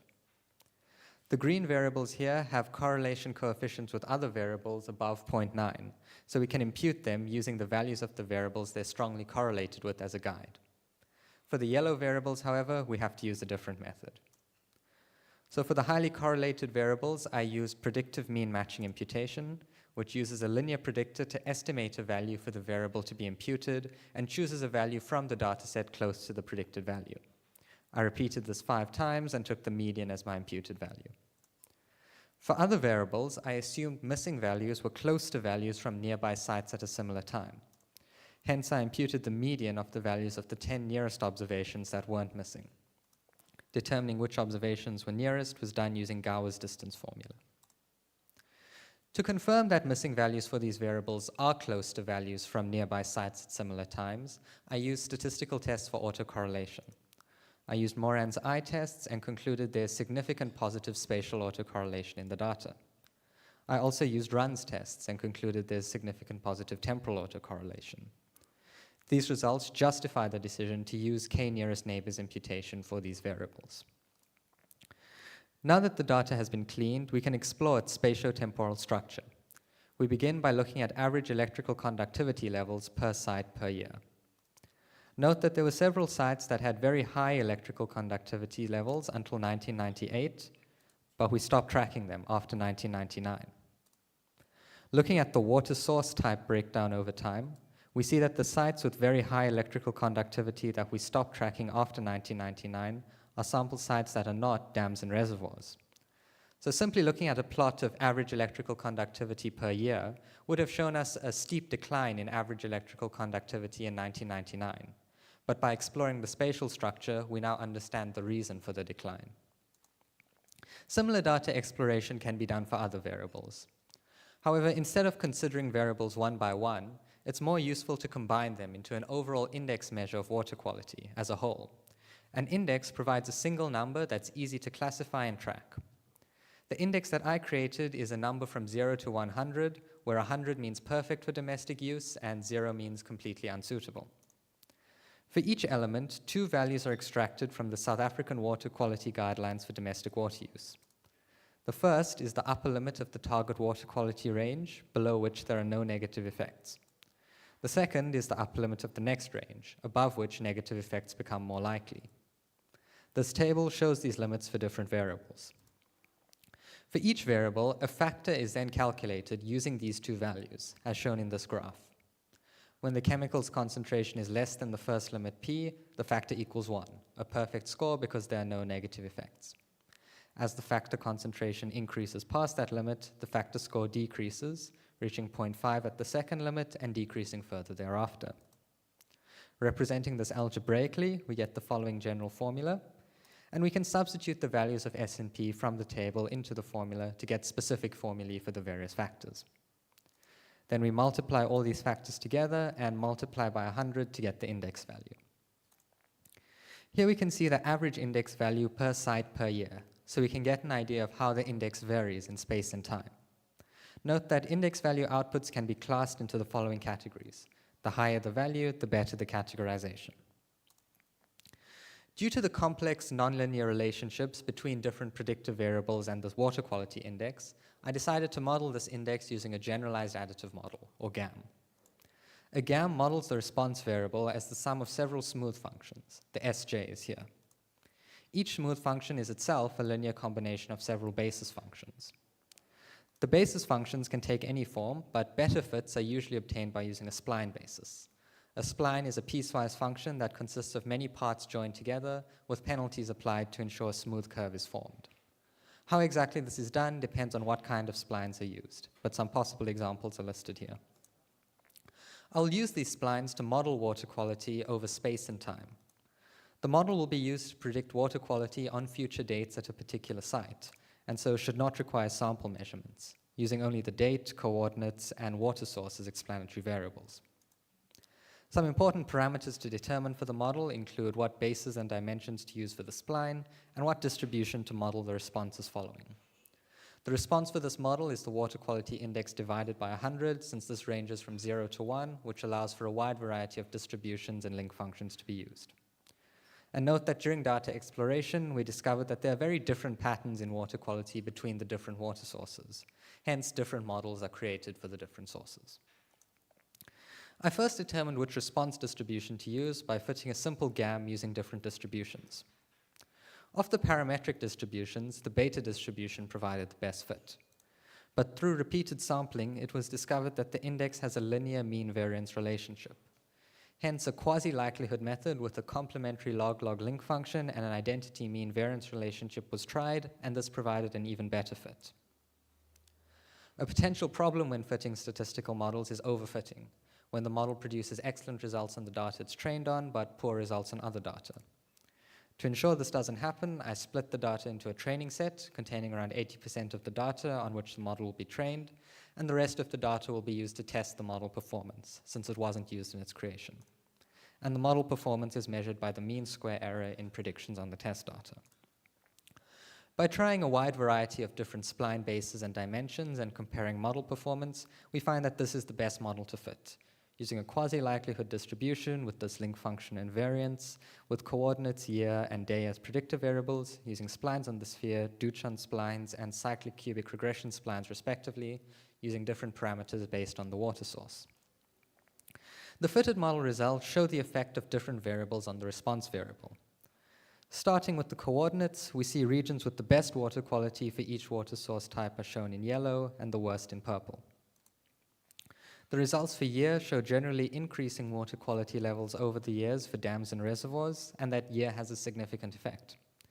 Results for dam outlets show year does not significantly affect water quality, since a horizontal line through zero falls within the 95% confidence interval range for the year smooth. The smooth for the day of the year shows water quality for lakes peaking in March and falling until around September, and again there was no significant effect for dam outlets. This model can be used to make water quality predictions given any body of water and date. For example, let's manually predict the water quality at the Theowaterskloof Dam on the 1st of July 2012. We extract the coordinates, year, day, and water source. We find the smooth function values at these points and add them together with the intercept to get the linear predictor. We then plug the linear predictor into the inverse link function and multiply by 100 to get the predicted water quality index value. Then find the range this falls into to categorize the water quality as good. This all happens in the background when the predictions are made automatically by software.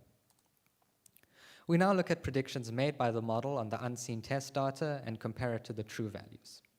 These maps show that the model does a good job of predicting water quality, correctly categorizing the mean water quality values at most sites. More accurate models can be fitted by allowing chemical readings to also be used as covariates.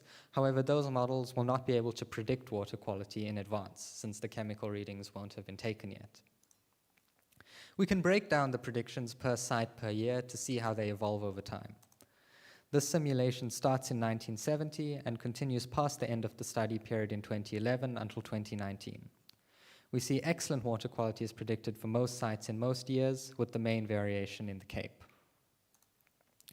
In conclusion, this project has created a water quality index as a single measure of the chemical water quality of a body of water. This index has been specifically tailored to South African conditions and has a percentage format that's easy to interpret. The index has been accurately modeled using generalized additive models and can be used by institutions that need to predict future water quality.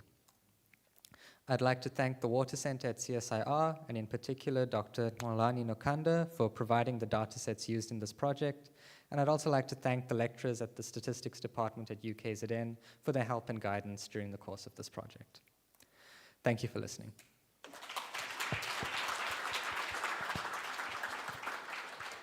Thank you, Aaron and Professor Deota. Questions from the audience? Okay, I'm also bowled over. Thank you very much, guys. Absolutely awesome. Oh, we have a question. Here you go, sir. Quite excited with this presentation, I must say. Thank you very much.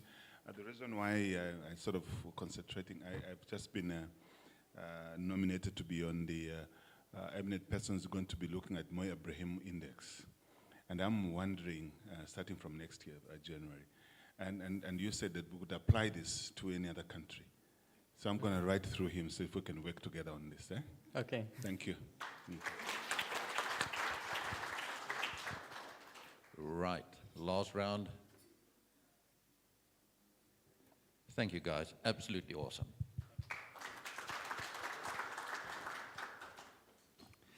Now we're getting to the point where it's also known as the crowd participation bit, and I'm going to ask my handsome assistant to please help me with the flip chart. Andre, please. And yeah.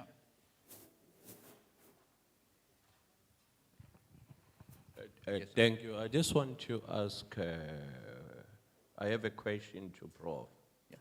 From your presentation, Prof, I actually realized that you are actually skewed towards the government agencies. And then when I know the program, I've gone through the program, you, Prof, UKZN. They have a good program in risk modeling. I'm in a private sector, in a financial sector, we are struggling. What strategy, do you have a strategy that you can actually employ to penetrate the private sector, since your collaboration is actually skewed towards the government agencies? Thank you. Perhaps just it is a misunderstanding. Actually, we are linked to private sectors. And just all this retail industry, pulp and paper industry, all Mondi, Sapi, all these ones are, and also the car tracker companies are private industries. And also I didn't mention, perhaps I'm preempting Prof. North's presentation next time, but she will tell what type of projects we are doing in Africa and also here. We are lean to more to private things. And particularly this one is a government one. We are happy with government to serve the government, and also we are happy to collaborate with Itikuni municipality and KZN.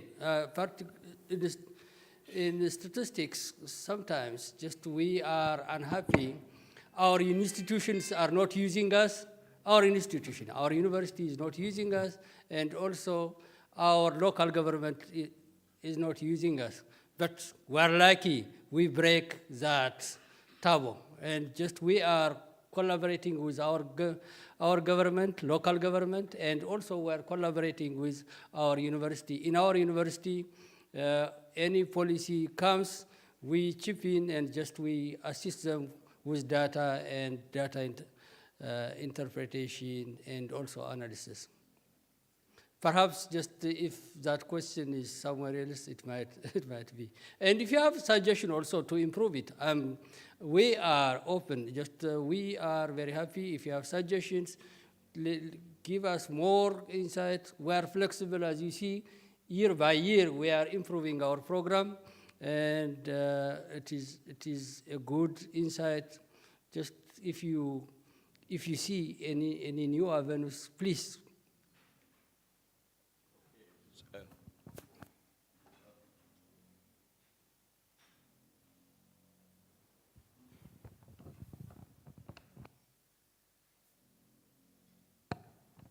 Okay, sorry. Thanks, Prof. It's just a follow-up because I was specific.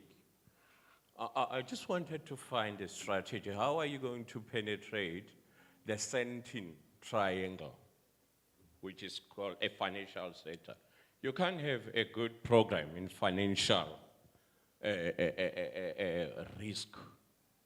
And statistics in these days is actually mainly used in risk modeling,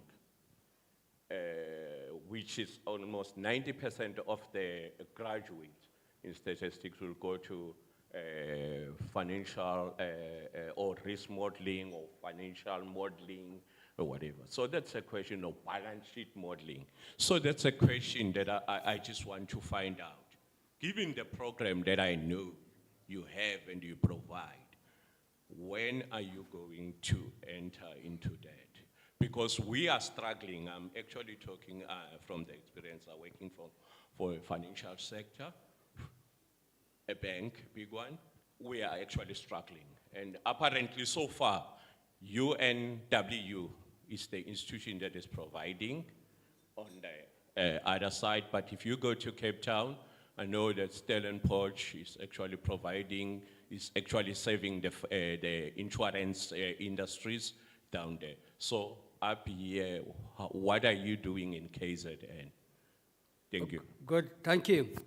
Actually, thank you for the insight. We used to be one of the actuarial science centers, actually, in the past, and also we had financial mathematics, financial statistics program, actually degree program.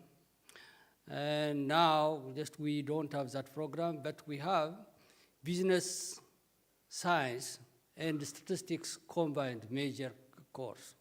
And actually it's a degree, business science and statistics program. We are working to develop a data science. Actually, we started with 2 programs, and it is data science, financial and business degree. So if you come in as a supporter, it is a good breakfast for us. Actually, we saw a highlight. If you come in and assist us, we collaborate. We need a collaborator. We'll develop it further. Thank you. Thank you so much. Thank you, Temesgen, Thank you for your very interesting contribution. Thank you. Right, now, what we are going to do, we still have a few minutes left, and the idea is get some feedback, get your inputs on the topic of talent connection. And I'm going to pose some questions, and my lovely assistant will record the results from you. We use a very advanced way of capturing data. It's called crowdsourcing. So, and what we do know about this crowd, it is not AI, it is RI, real intelligence that we're engaging here. So, let's get cracking. First of all, I would like to run a quick survey in the audience. Give me a hand, please. Who is here that is in industry or government? I'm talking non-academic. Please put up your hand. Not stick up your hand, put up your hand. Okay, so we have 1, 2, 3, 4, 5, 6, 7, 8. 8 folks. Did I count everybody? Okay, Andre, please record that. And then I can assume that the rest of the audience is more towards the academic side. Good. Now, I would like to canvass and figure out how are you guys doing your talent connection? Where do you get your talent? Number one, if any of you have either employed or have been exposed to opportunistic talent connection in the past 18 months, please put up your hand. Oh, so it means in this audience, nobody has been part of an opportunistic talent connection event. Oh, okay, great. Number one is 0. Thank you. Number 2, yes, sir. Okay, hi everyone. My name is Jeremy Bucas. I represent the South African Graduate Employers Association. So we are a professional association of about 250 companies. We represent young talent professionals, so people that are interested in how do we actually develop talent and how do we actually grow their talents once they're in the organization. So we do a lot of surveys as well. And look, there's large amounts of companies that actually go out and just look for opportunistic. So it's like, okay, Prof, I'm looking for a data scientist, and they'll come to you and actually say, can I just have your best student, for example? But you're finding more and more companies are now starting to do hackathons and starting to build mutually beneficial relationships. So I actually represent a project called Quantify Your Future, which is aimed at how do we support universities in terms of promoting these degrees in math, stats, STEM, and how do we actually get them into the world of work? And the world of work for us is not only just the companies, it's actually also academia as well. So yeah, I mean, just to answer your question as well, you know, UKZN works very closely with us. So we represent about 8 of your leading financial services companies, so 7 of the banks, as well as Sanlam. And we do a lot of work with UKZN and about 12 other universities as well. Jeremy, thank you very much. It's great to know that there is an organization out there that helps and actually massages this talent connection process. Great, thank you. Right. Anybody in the audience that is either partaking or has been doing in the past 18 months a hackathon? Contributing, having your students being part of a hackathon? Do I count that as a 0 as well? What does my lovely assistant say? Okay, 0.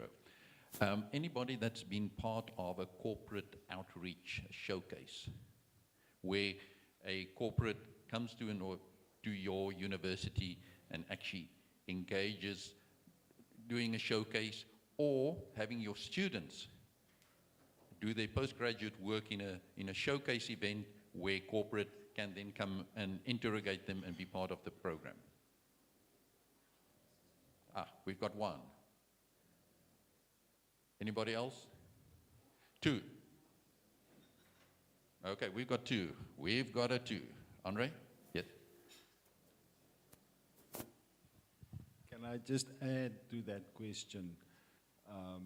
which of the universities have experienced that? Because the question Murray is asking is mainly to the industry out here, but who of the universities have experienced what Murray is asking, giving us feedback on which industries or how many of you have experienced industries coming to you in a similar situation?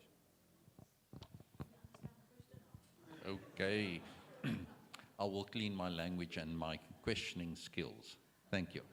Should I start from the top again? So, right, by the way, this is not aimed just at industry, it is aimed at everybody in the room. So, the opportunistic one, is it still 0? Anybody that has been exposed to opportunistic? There's some more. 1, 2, 3. Thank you. Andre, turn the 0 into a 3. We've got a 3. The second one, anybody that has been involved or got their students involved in a hackathon? There's another one. Great. Now the outreach, the corporate showcase, speed dating. We've got a 1, 2, 3, 4, 5, 6. Yeah, the numbers are going up. And then there's the structured where you or your students or your company's been involved in a seasonal school, a boot camp, or whatever that is followed up with showcasing and speed dating and all of those things. 1, 2, 3. I've got a 3. We've got a 3. And then the fifth one is where you have been part of an organic talent connection, linking with an organization, creating specific projects and developing a long-term engagement with an organization, either from a university or from an industry side. I've got a 1, this is lovely. 1, 2, 3, 4, 5, 6, 7, 8, 9. Am I right? And there's a 10. Okay, I've got a 10. I've got a 10. Can I just see the split between industry and academic, just industry? 1, 2, 3 from industry, am I right? 4 from industry, 5 from industry. Lovely. Okay, so it's 5 and 5. I love that absolutely. And then the usual, the other methods. Could you please, yes, there you've got a mic. Okay.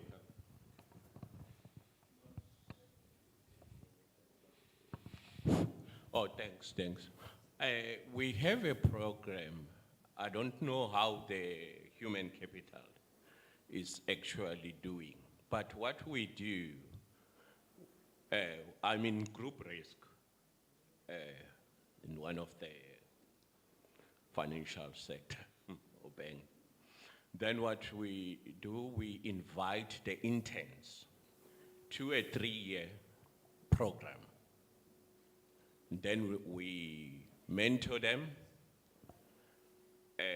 in credit risk modeling, market risk modeling, operational risk modeling, which is actually becoming very important, and then all the risk type. Then most of the time, almost 99.9% of the time, those students are actually eventually employed by my company, not my company, sorry, the company that I'm working. And then what I can say is that during the period of 3 years, we have very, very good training. Some of the students are actually allowed and are paid to do FRM. They are paid to do the masters, the honors programs, and because we are actually pricing the product, developing and pricing the product. So that's what we are basically doing. And then I really don't know, because as a group risk, we are actually given the badge of the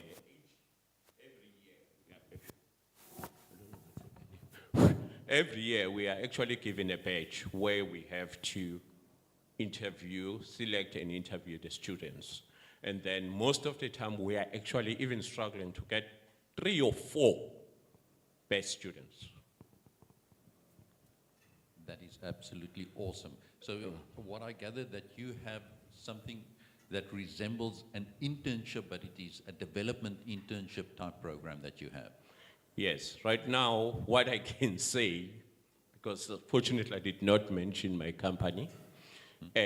Oh no, I don't want to use my company. I'm poor. I don't have a company. The company that I'm working for. We actually tried to develop a data science department with the head. And we struggled. We have introduced a model validation. Model validation, you can take a junior, like with a junior's degree, to do model validation. So we struggled to get a person to do that. So really, when I actually look at that thing and I actually look at the institution like these other institutions, where are they? Their students, where are they going? They are missing in action. Because we are actually in that Central Triangle. I know you are from Joburg, so you know that you used to be in, so you know the triangle I'm talking about. And then which of these companies, because we are paying them well.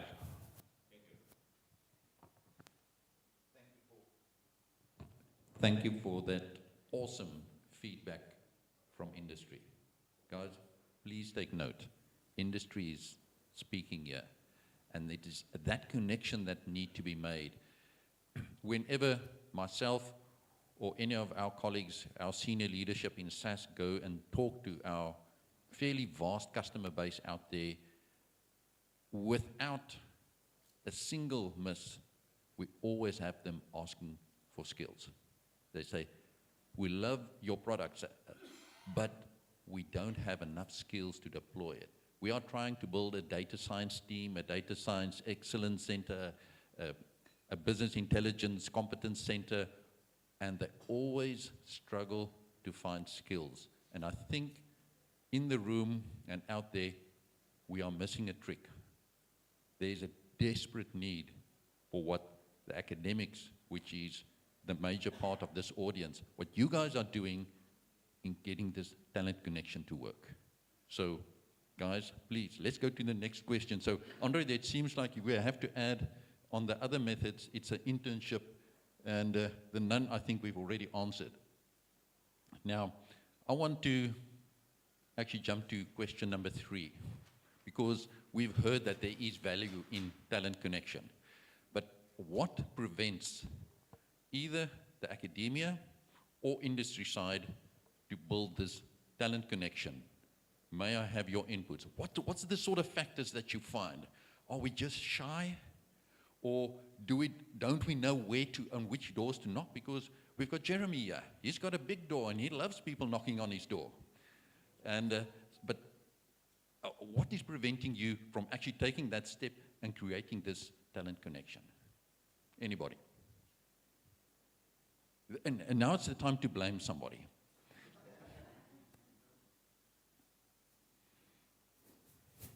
All right. Danielle. Thank you.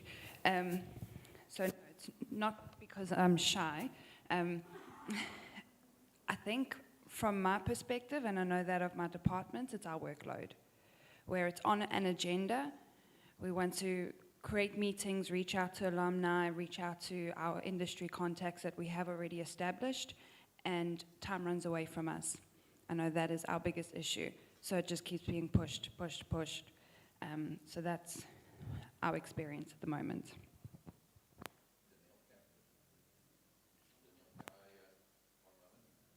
Hello? Okay. Danielle, can I gather from that that you are saying time is a problem, meaning that slightly understaffed in your department, meaning that if you had more resources, you would actually be able to sleep at night? Oh, absolutely. Okay, great. Guys from industry, please take note, investment in universities. I know every department, not just in South Africa, worldwide, that I visit, has a problem in terms of having the funds to have appropriate enough resources to actually make this thing happen.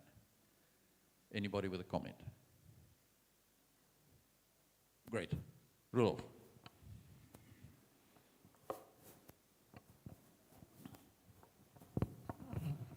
Can I comment on both sides, industry and academia?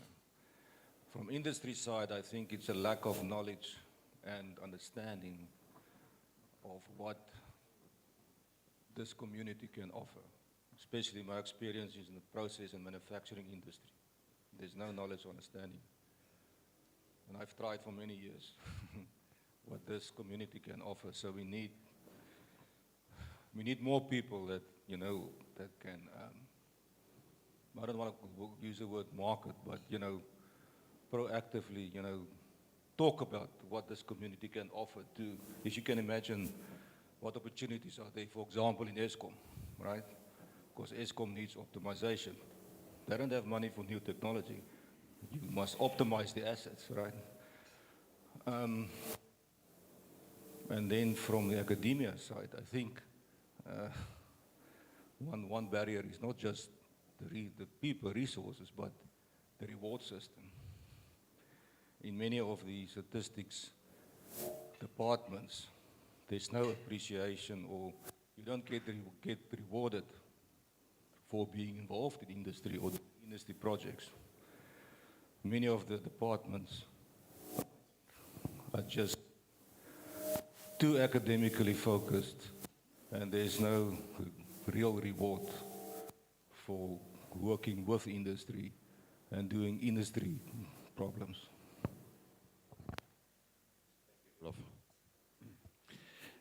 It means that I get a view that we are running, there's a slight mismatch.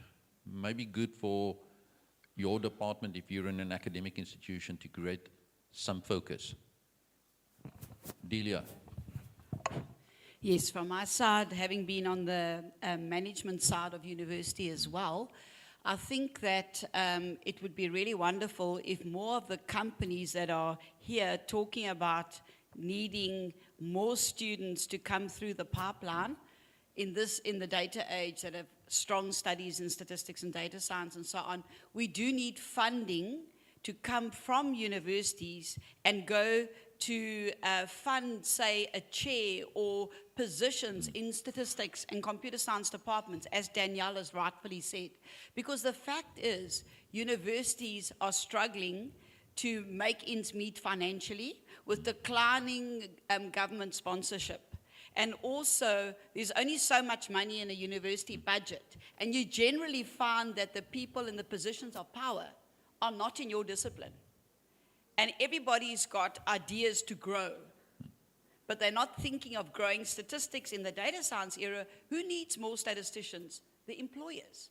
Who's not giving money to universities or to stats departments? Employers. They just want more students, and they want to come and interview our students when they're at fourth year level and above, running hackathons, whatever, but I don't see them standing in queues to maybe offer to give a position for an academic in statistics or a project manager in statistics, so we can bring through more students of the type that people want. And I think those contracts are extremely important and are not happening. And I hear what employers are saying, but everybody wants our students. But they want them after we've done it with no money virtually, because it's very hard to change a university budget. The decision-making people are not in statistics often. And they also have dreams of growing their areas. And there's just less and less money in university coffers. Thank you, Delia. Right, we've got an opinion at the back.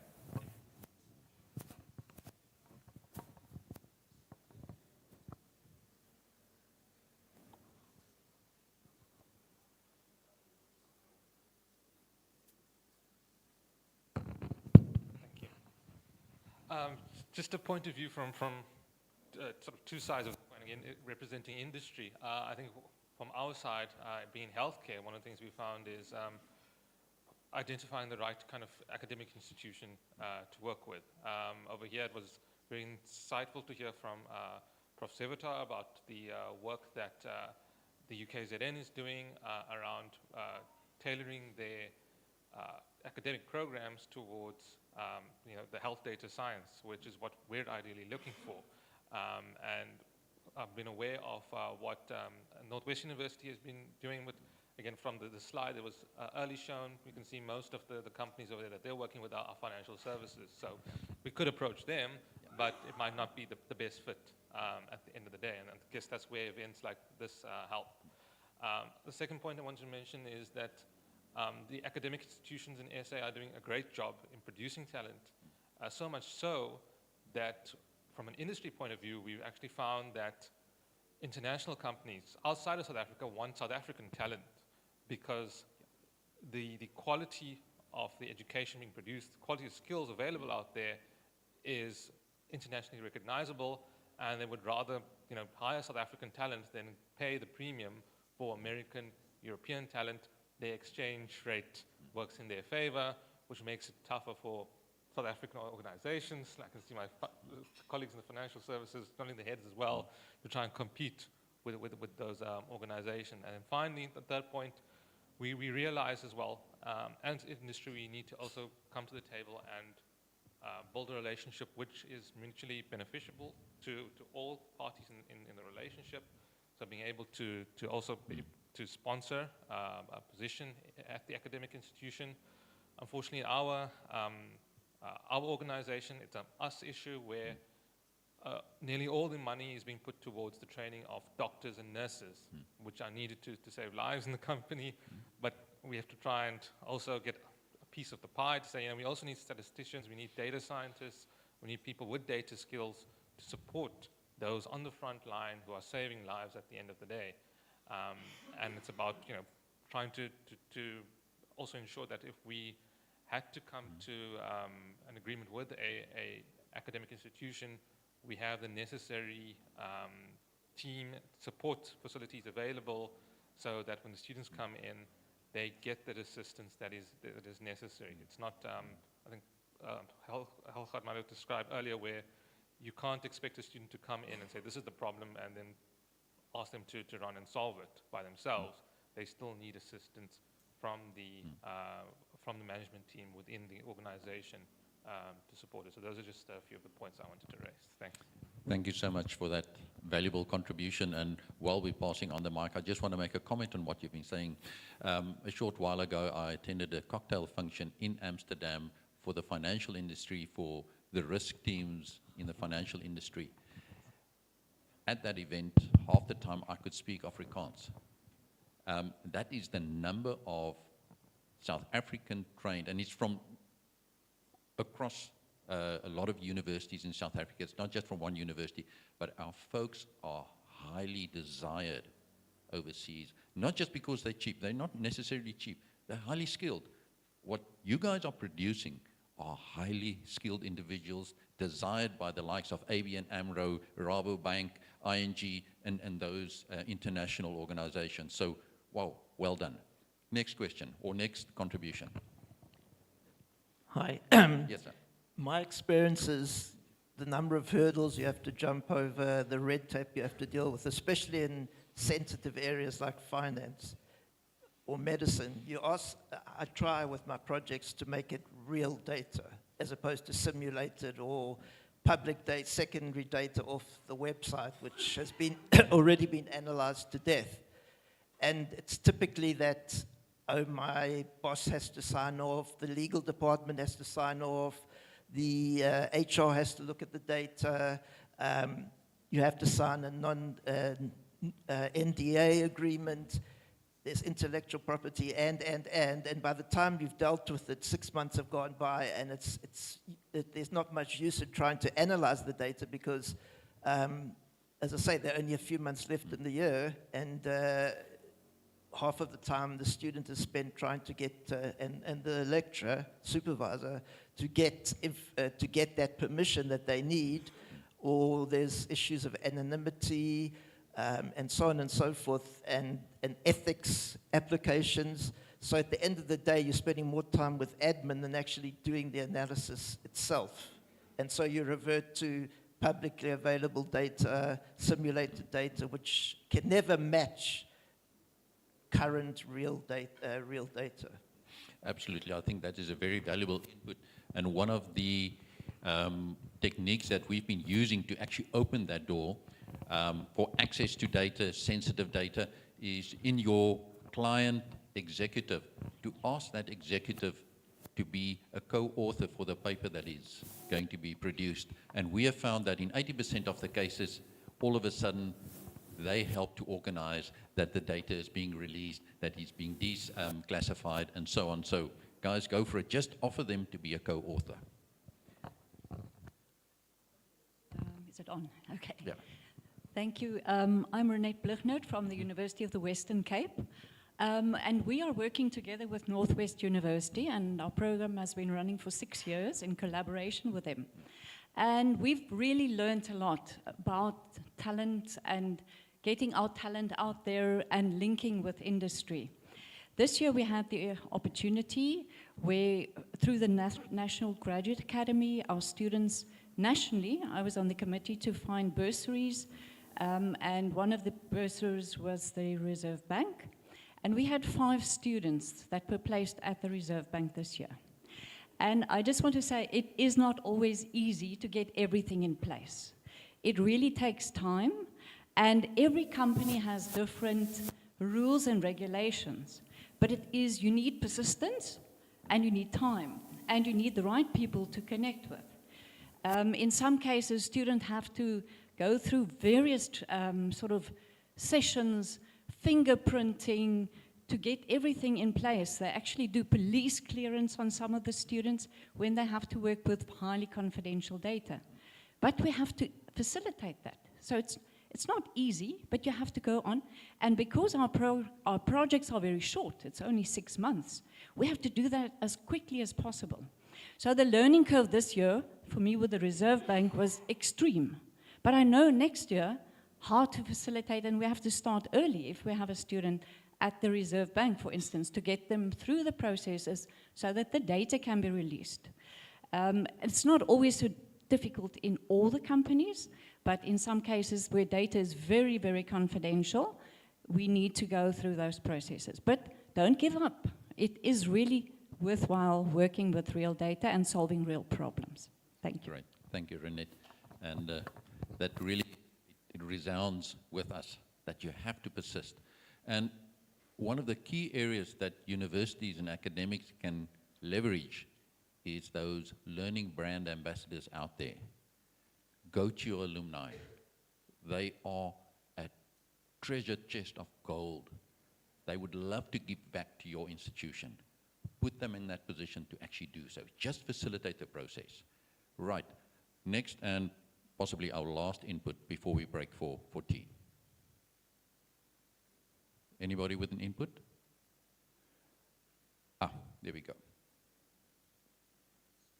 While we're doing the mic handover, a quick show of hands, the industry being represented here in finance. Who is in finance from an industry point of view? Finance industry, 1, 2, right. 3 people from finance. Anybody from health and life sciences, including pharmaceutical?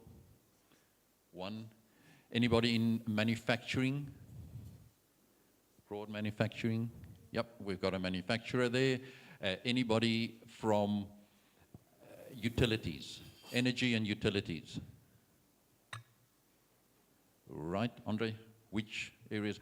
In services, anybody in services, means consulting houses and other services? All right, I think we've got okay, there's a half one there. Okay, cool. Next contribution. Sorry? Did we skip any? Is there anybody that we skipped in this regard? Any industry? Excuse me? Communications industry, yes. I'm so sorry, yes. Forestry, great. Forestry, yes. Thank you. Your contribution, sir. All right. Thanks, colleagues. Speaking from a student's perspective, so what I've observed with our trainings is that through our undergrad and even the postgraduate, who are not being trained to be leaders. So if you observe in most managerial positions, most people who sit there, they're not from science. So if we're not being trained to be leaders, then we won't occupy those high positions. And not occupying those high positions, that means statisticians won't have rooms on in terms of discussing budget. We won't get anything because we have few people sitting in those offices because we're not being trained to be leaders through our undergraduate. So that's what I wanted to say. So that could close one of the gaps because if we can sell our product to get people sitting in high offices, then that's where we'll get that recognition in high levels. Thanks. Thank you for that very valuable input.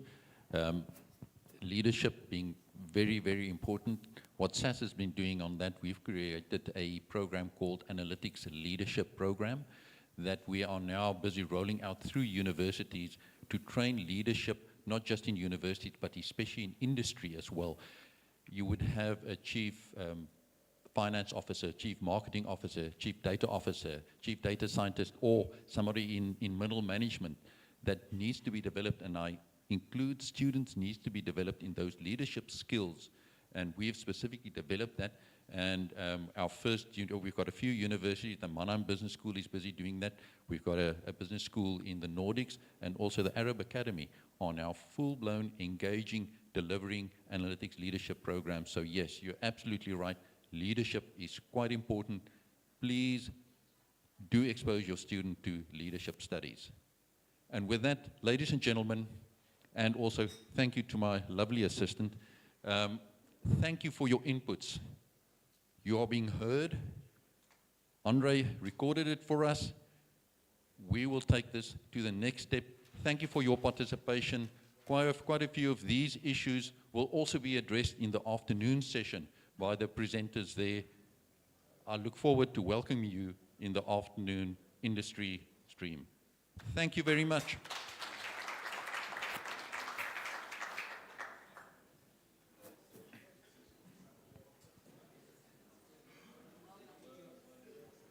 You made up time nicely. I've been checking the program.